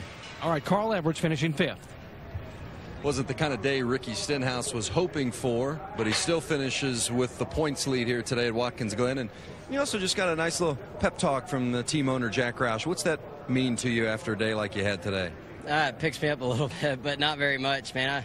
I suck on these road courses. I'm gonna have to do a lot of testing, a lot of schools to try to get better at this, because obviously we got 3 of them in this championship, and they don't fare well for us. So I got to go back and get to work for it. But we've salvaged an okay day. We didn't lose too many points, and we'll have to go on to Montreal and try not to make as many mistakes in the driver's seat. What's the biggest struggle for you on the road courses? Probably just getting in a rhythm and being smooth. I like to drive really hard, and that gets you in trouble. And I just got to find a good balance. It seems like when I back up and try to run conservative, I'm not up on the wheel, and things like happen in the last corner there. Just got loose and got behind it. So I got to balance, keeping up on the wheel and being conservative at the same time. Not the kind of day he wanted to have. Ricky Stenhouse finishes 15th, but he still has a 10-point lead in the championship. Well, Joey Logano made a pass on that final lap of his teammate to finish 3rd. And Joey, take us through the final restart and the craziness coming to the checkered flag. Yeah, it was it was a lot of fun out there. We had a pretty good game stop Toyota there. We just took off slow. Then I didn't worry enough in practice about turning. That was my fault. And once we got the car turning good, Adam made some good adjustments on this thing. And once we got it turning good, we got a lot more speed. Then we just needed some cautions to get some track position back. Caution came out there. Adam made a good call by getting his 4 tires, get some goody in the tires there, and do what we can do. So we were able to pass a few cars there at the end, which was exciting. We wish we had a few more laps. I think with those new tires, we would have been able to get up there and pass some serious cars. So either way, we did a good job today. Just need to take off a little bit better in the beginning of the race. How much did the Max Pappas efforts, working with you at Road Atlanta, help you today? Max is the man. I don't know if you guys were able to tune in the radio today, but it's funny. He comes over to the radio with his Italian accent, and he's got a lot of enthusiasm, so it makes it a lot of fun. He's really really into everything he says, and he's a really smart guy. It's easy to get along with, but he really knows what he's doing when it comes to driving these race cars. So it's good to have him on the side of me for sure. Max Pappas excited on the radio, and Joey Logano excited here with a 3rd place finish. And Max there, waiting to talk to his pupil. Good to go, buddy. Yes, sir. You did a really badass job. Very nice. No one was better today than Kurt Busch, celebrating in victory lane here at Watkins Glen after winning the Zippo 200. We've got lots more post-race coverage to come, so please stay with us. One done, a few more things to go this weekend. NASCAR Now tomorrow morning, 9 a.m. on ESPN2, presented by 5 Hour Energy. And then we are back at noon Eastern on ESPN with the NASCAR Sprint Cup Series from right here at Watkins Glen, presented by GoDaddy.com. Also tomorrow afternoon, it's the IZOD IndyCar Series at New Hampshire. That is at 3:30 Eastern on ABC. And next weekend, the Nationwide Series heads north to Montreal on ESPN. at 2 o'clock Eastern time in the afternoon. You know, this race really was 2 cautions for 5 laps. You would think it was drama-free until the very last lap of the race. A couple of issues between teammates, Jason Leffler and James Busher. Let's take a look at what happened. I want to get your take on this. Here we are coming out through turn 7. Well, you just see James Busher just get right in the back of Leffler, just spin around, and they both get in the wall, tear their cars all up, and these are all teammates. We saw the 30, the 32, and the 38, all Steve Turner cars. Just take a look, Brad, getting in there. Yeah, they were racing really hard, James Busher and Jason Leffler, obviously. Jason gets by Busher right here. Busher's going to run him hard, try to beat him down into the corner. Looks like Leffler comes across the front of his nose. He doesn't give him a break, and round he goes. Busher finished 17th. Jason Leffler finished 18th. Reed Sorensen got the better end of that. But let's figure out what James Busher had to say. Here he is with hits. The last times James Busher had been in the race car was at Indianapolis and brought it home in second. Didn't have that kind of day today. And then at the end, give us an understanding of what was going on there with the 38. Well, first of all, it was definitely a good day going for the AccuDoc Solutions Chevy. We ran right around 10th most of the day and had a really fast car. Good pit stops all day and pretty much just stayed out of trouble. And then at that last green-white checker, Jason and Justin started slicing and dicing on the front straightaway, and I snuck inside, getting into one, and I guess he didn't know I was there and came down on me and scooted himself up the track. But it was just hard racing for green-white checker, and it sucks that we have 2 tore-up race cars, but the AccuDoc car was fast all day, and it was a good day. What kept you from getting the finish that you feel like you guys deserved today? I don't know if I went through some oil or if we had a problem or something, but about 6 to go, 7 to go, went into turn 6, and the car was turning good, and then just went straight, and then went into 7 and did the same thing, like I had a flat tire or something. So I just went to pit road, and there wasn't any tires down, and the car was fine after that. So I think I went through some oil or something, but lost 5 or 6 spots with track position. But that's unfortunate, having such a good run most of the day and having to go a lap down. We were still in the lead lap at that point, so it's just frustrating to run that good all day and then not get the finish that we felt like we deserved. Solid effort today, though, for James Busher. One thing that stands out, the top 6 guys are Cup regulars. The 7th guy is Ron Fellows. He'll be in the race tomorrow. So what did they all learn heading into tomorrow's Sprint Cup Series race? Brad, I don't know about you, but what I saw today, and Nicole, was I saw a lot of problems with the gas can guys. I mean, I'm sure the Cup guys are watching what happened. There's many guys that got the gas can stuck in the back of these cars. And you got to remember, it's a reverse procedure from what they're accustomed to. So they'll be working on that tonight. The other thing I learned was that if you get off course a little bit, exiting the inner loop, you're going to pack that radiator full of grass. We saw that exiting inner loop. We saw it exiting turn 5. So big problems. Those are the 2 things I saw, Brad. Yeah, especially with the gas cans. That was really interesting. Obviously, you're doing the pit stops backwards, and you see the gas man having some troubles throughout the day on multiple pit stops, including this one. It's almost like he couldn't quite get the connector, the coupler, connected with the gas can smoothly a couple of times there, and it got locked and really caused some problems. The one thing to keep in mind, though, this crew was Dale Earnhardt Jr.'s crew, the 88 crew that will pit that car tomorrow. So they did get a little bit of practice, even though they didn't make a mistake. Just odd angles, it looks like, pitting from that side, maybe having to switch your hands, put a little bit of pressure on them, and had some real mess-ups on pit road. We weren't quite lean, mean, and green the whole way, but we only had those 5 caution laps, which is the fewest we've ever seen at this track. Do you think it will be that extreme tomorrow? No, I think we're going to have a lot more cautions tomorrow. These guys are going to get real aggressive. I mean, this was unbelievable how many caution-free laps we ran today. That's abnormal, I would call it. It really was abnormal, but it was impressive, too, because that means that a lot of these young guys showed a lot of patience throughout the day. They didn't overdrive their race cars. They tried to put themselves in position for that last run. So that's pretty darn impressive for a lot of these young drivers. And perhaps they learned something today that will apply for them next week. And keep in mind, this is the 2nd of 3 road courses that we see on this Nationwide Series schedule. But here is something interesting. Heading into next weekend's race in Montreal, not everyone has experience there. The only driver in the points championship battle to make a start at Montreal, Ricky Stenhouse Jr. Wow. He finished 24th there last year. Reed Sorensen, Elliott Sadler have never been to that track. And take a look at their results at Bristol. They're pretty evenly matched. Yeah, they really are. And the interesting thing is, though, these guys are all kind of around the same numbers as far as finishes, except for Montreal, but they're racing one another. So it really doesn't matter. It's just whoever's the best man that day gets the advantage. Well, Brad, I can tell you one thing, and Nicole, from being in Montreal the last 3 or 4 years, calling that race for ESPN, I can tell you, if you think this place is hard to drive on a road course, wait till you get to Montreal. There's a lot of crashes. It's a very narrow course. It's really hard to get around there, and it could really shake up the points next week. We've already heard from the points leader, Ricky Stenhouse. Let's hear from a few other guys who appear regularly in this series. Doc? Standing with Eric Almirola. Eric, you told me yesterday this was as good a race car as you've ever had on a road course, and it showed today. Take us through your day. It was an eventful day. I didn't qualify nearly as good as I should have. We had a really good car today. Our Ragu Chevrolet was fast as soon as we got here right off the truck. All the JRM cars were fast. Fellows and Jimmy was really fast this weekend. So proud of everybody back at Junior Motorsports. They brought some awesome road course cars here for us this weekend. And my car was definitely a lot faster than I was. I come into here hoping to keep all the fenders on it, run 82 laps, and hopefully get out of here with a top 10. We finished 8th. So in my mind, this is a win for us. This is a great day, and we did really good. So I'm no road course expert, so I think this is maybe my 3rd or 4th road course race in a nationwide car. So really proud of Pops and everybody on this 88 Junior Motorsports team. They brought a really fast race car for me. Eric Almirola happy with a top 10 finish. Not a bad points day for him. Down here with Trevor Bayne, top 10 finish here today at Watkins Glen, but I know you had a spin in practice.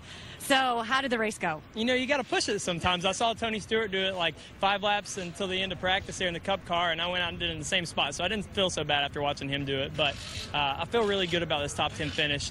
A lot of times at a road course, you run 20th all day and luck into a top 10 at the end. But that wasn't the case today. We ran 8th all day right behind the Cup superstars and learned a ton. You know, I think I learned more at this road course race than I have all year long at a road course, because we were actually fast enough to keep up with the best guys and follow them and learn something. So I had a really good time. Our Mustang was good, and we had a solid finish. Okay, so you used the word learn. Of course, Montreal next week, very different than Watkins Glen. But what did you learn here today that you can use next weekend? Well, I just learned about keeping the car stable and keeping it under me. Before, I was kind of like making it like a monster truck, going through the corners, bouncing off curbs and stuff, and I learned how to really manipulate the car today, which is really important in Montreal. I won't get to practice up there all weekend or qualify because I'll be at Michigan with a JDRF car for Ford and Motorcraft. But I'm trying to remember how to pronounce his name. Jourdain, Michael, something. I don't know how to, those guys pronounce their names different. But Jourdain's going to be up there practicing our car, so hopefully it'll be fast, and I'm going to come in for the race and see how we do. And Trevor Bayne hoping that this car is not a monster truck when he heads to Montreal. Guys?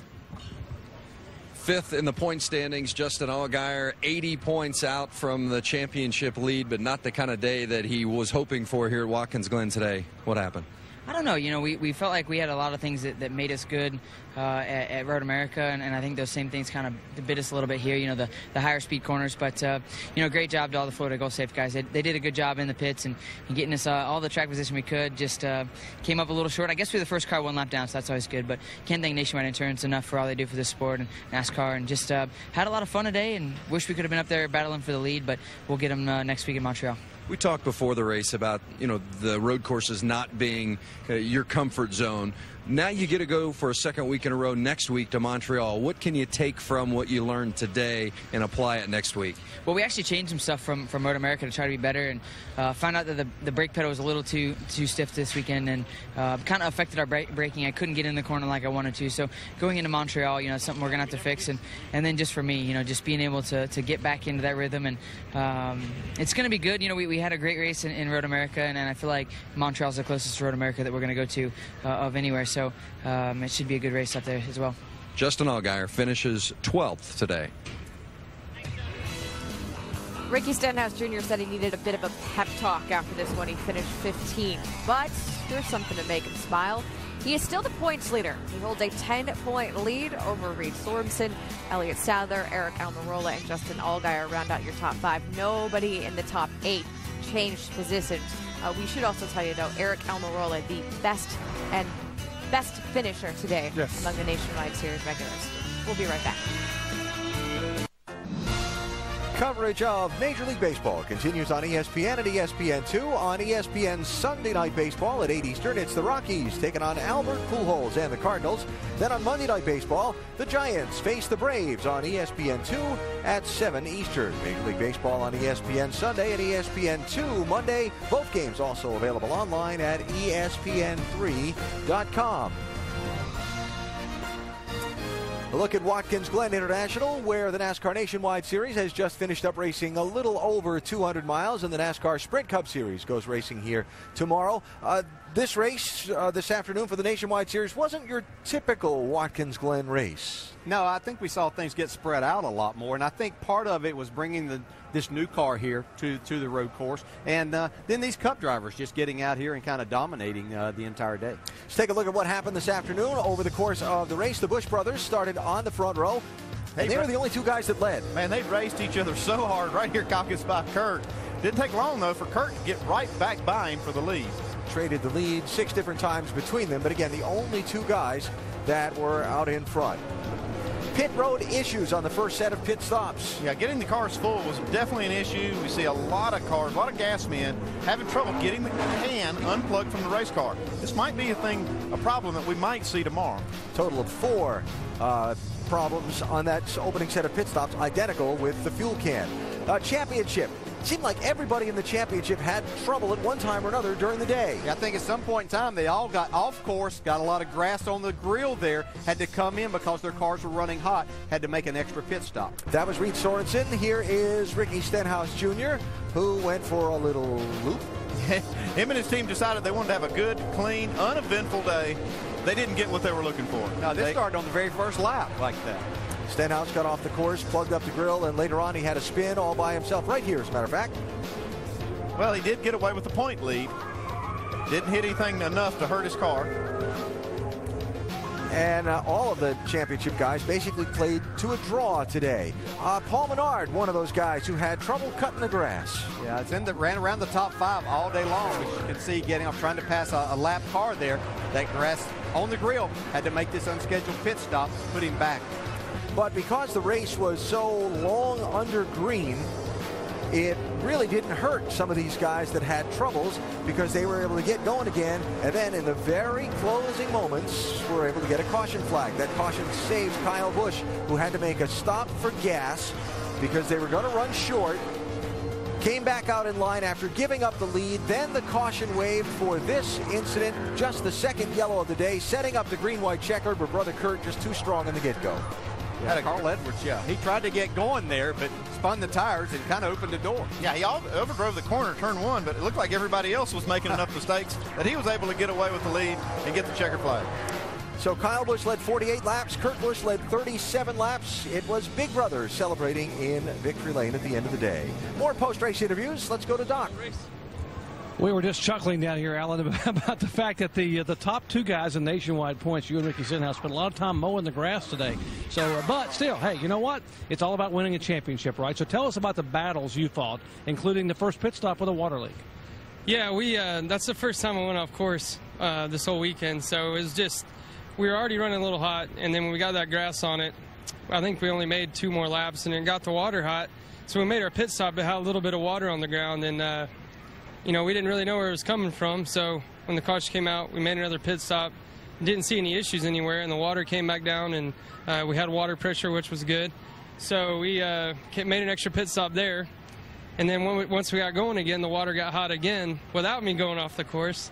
And Trent was worried about getting the pressure too hot, so we made an extra pit stop again to come in and clean the grill. So we just made too many pit stops for not having any cautions, I guess you could say. And all in all, we fought hard all day. There at the end, I think we passed 5 or 6 cars on the green-white checkered. So I gave it all I could there, and I think we gained a couple points on the 6 car there. So all in all, not a terrible day, just too many pit stops. After picking on you, we'll give you props. You did go from 18th to 13th on that green-white checkered, by the way. Now, you wanted the top 10 finish today. You finished 13th, but you gained points on Ricky Stenhouse. The big picture is you're closing in. How do you feel about this championship? I feel pretty good.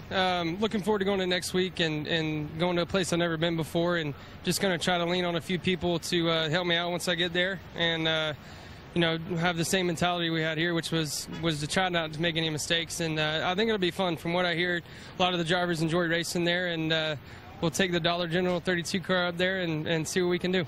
Hey, good luck to you next week. Thank you. Reed Sorensen, guys, second in the point standings. Dave.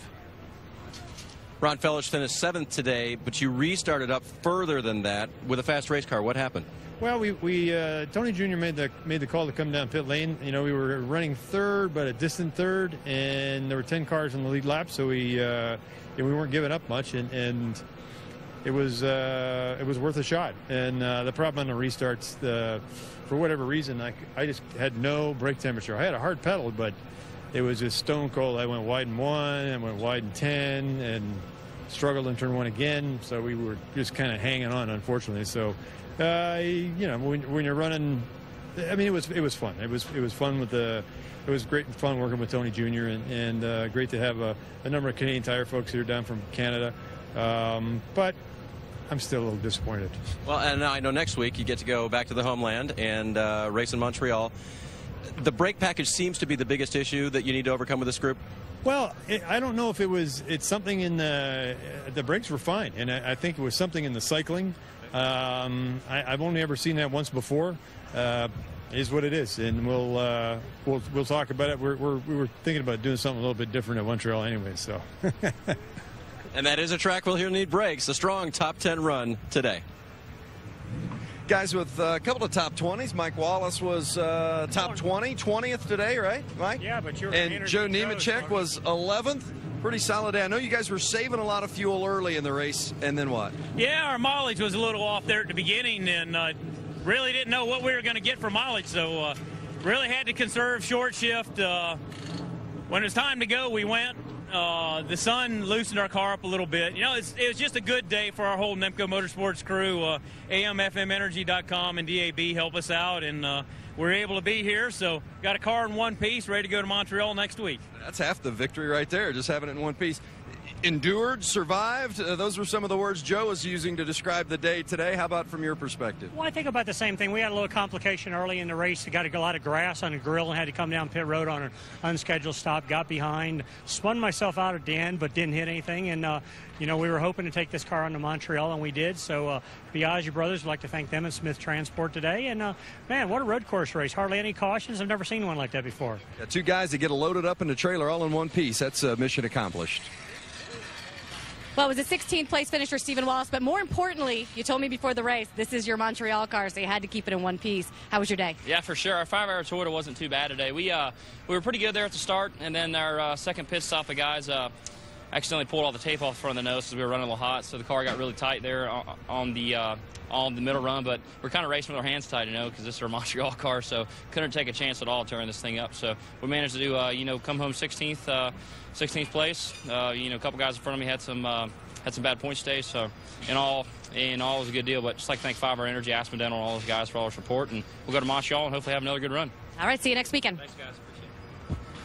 Michael Annett brings it home 19th today, but more importantly, you brought it home in one piece because you guys don't have an extra to take to Montreal with you next weekend. Yeah, we have another car, but it's going to take a lot of work for these guys to turn around and go to Montreal. So, we met our goal. We wanted to stay on track, bring this car back with, without any tearing in any fenders, and I think we brought it back without a scratch on it. So we want to run better. I'm still learning on these road courses, and completing laps and finishing races is what we need to do. So, we did everything we set out to do, and hopefully take everything we learned from here to go to Montreal and try to get back to that top 10 finish we had at Road America.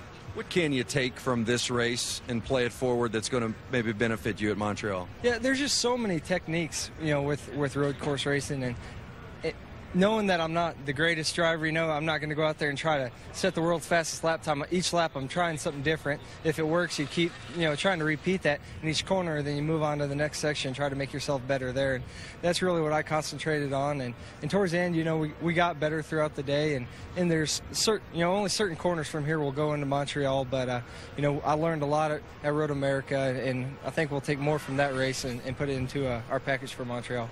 Michael Annett taking some lessons forward next week to Canada. Thoughts of some of the finishers today at Watkins Glen. And you hear, as we look at the top 10 finishers, the complexities of having back-to-back road course races in this nationwide series For some teams, their Montreal car was on the truck as the backup for here. For other teams, they needed this car today to go run next week. It's a tough place. You know, these road courses are hard on cars, and you heard those drivers saying they had to take care of them so they can have them next week.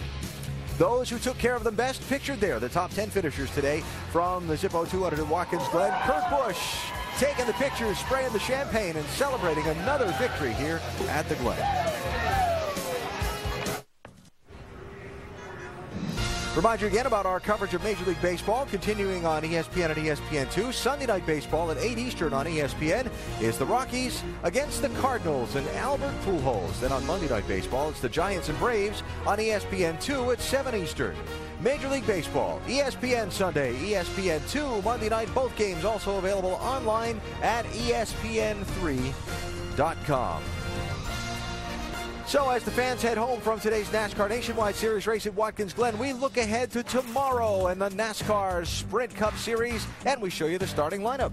Yeah, see Kyle Busch on the pole. That's my pick to win this race. Marcus Ambrose told me he was going to win this. Yeah, my man starting 7th, Tony Stewart. I think he's going to take it. I'll tell you what, though, Kurt Busch did a good job. He's starting 27th tomorrow. He'll have a good shot at it. Regan Smith was up there, a top 10 starting spot. Jeff Gordon, so much success here, but it's been a while for Gordon since he's won at Watkins Glen. Harvick back there in the 12th row with Matt Kenseth. Harvick runs good here. Today's winner, Kurt Busch, I don't think expected to be that far back in the grid for tomorrow. He won't be when that race gets started. And see Dale Jr., who's trying to secure a spot in the top 10. Got his work cut out for him tomorrow. See Jeff Burton way back there in 40th spot. Needless to say, his Saturday qualifying effort didn't work out like he was hoping. Well, that lap didn't anyway. Yeah. See Paul Menard, who has trying to make one of those wild card spots work out for him, but once again have to gain some spots. And Denny Hamlin, a little accident. He's way back there. Yeah, he had a little problem qualifying. Let's show you. Slipped a little bit. Yep, slipped a little bit off of turn number 5. I think he's going pretty good right here. We just got a little bit too much speed, a little too loose. Got lucky, though.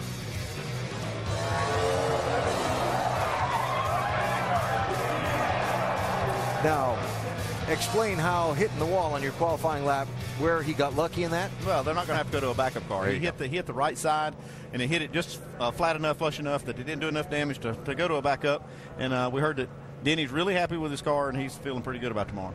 Denny said on his Twitter account after that, he said the car was stupid fast.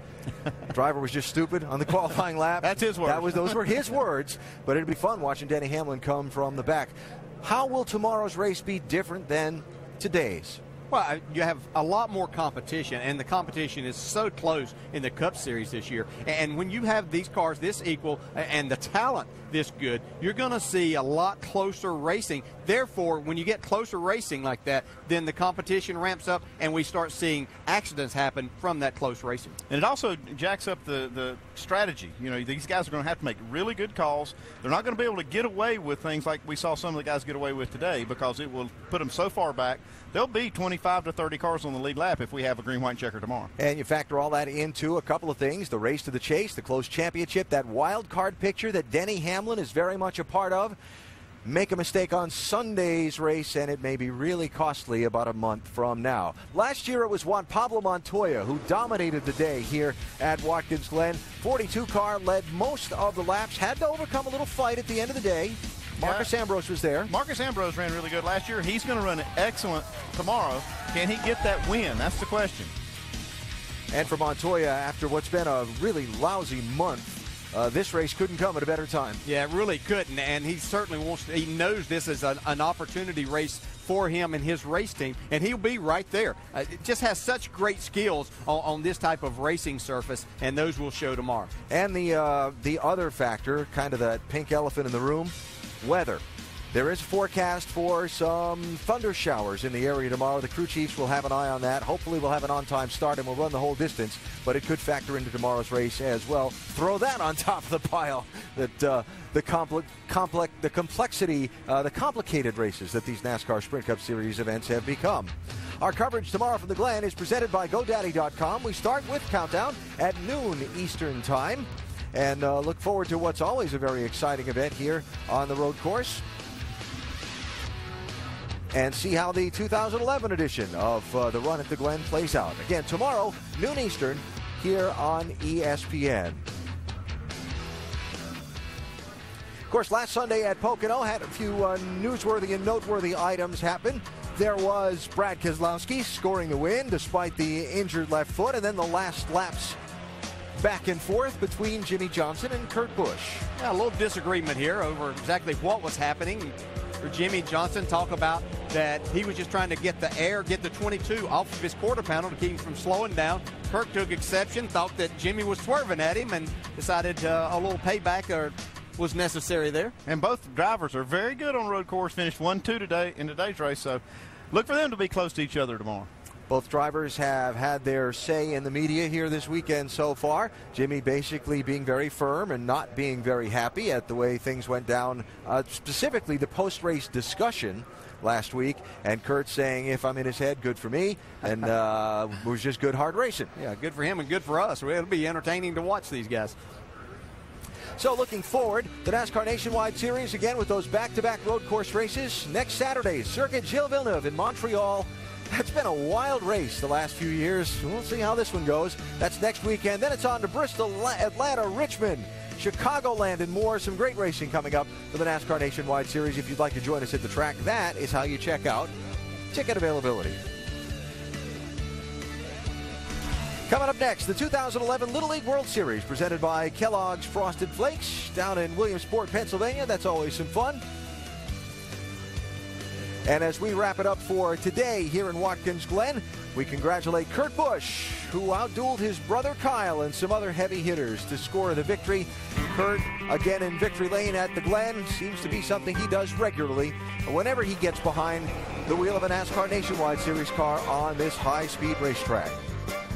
The Busch brothers, the two dominant drivers on the day. A green-white checker set up a sprint to the finish, and it was older brother Kurt who came out on top, and he'll certainly be one of the favorites tomorrow when we join you at noon Eastern Time.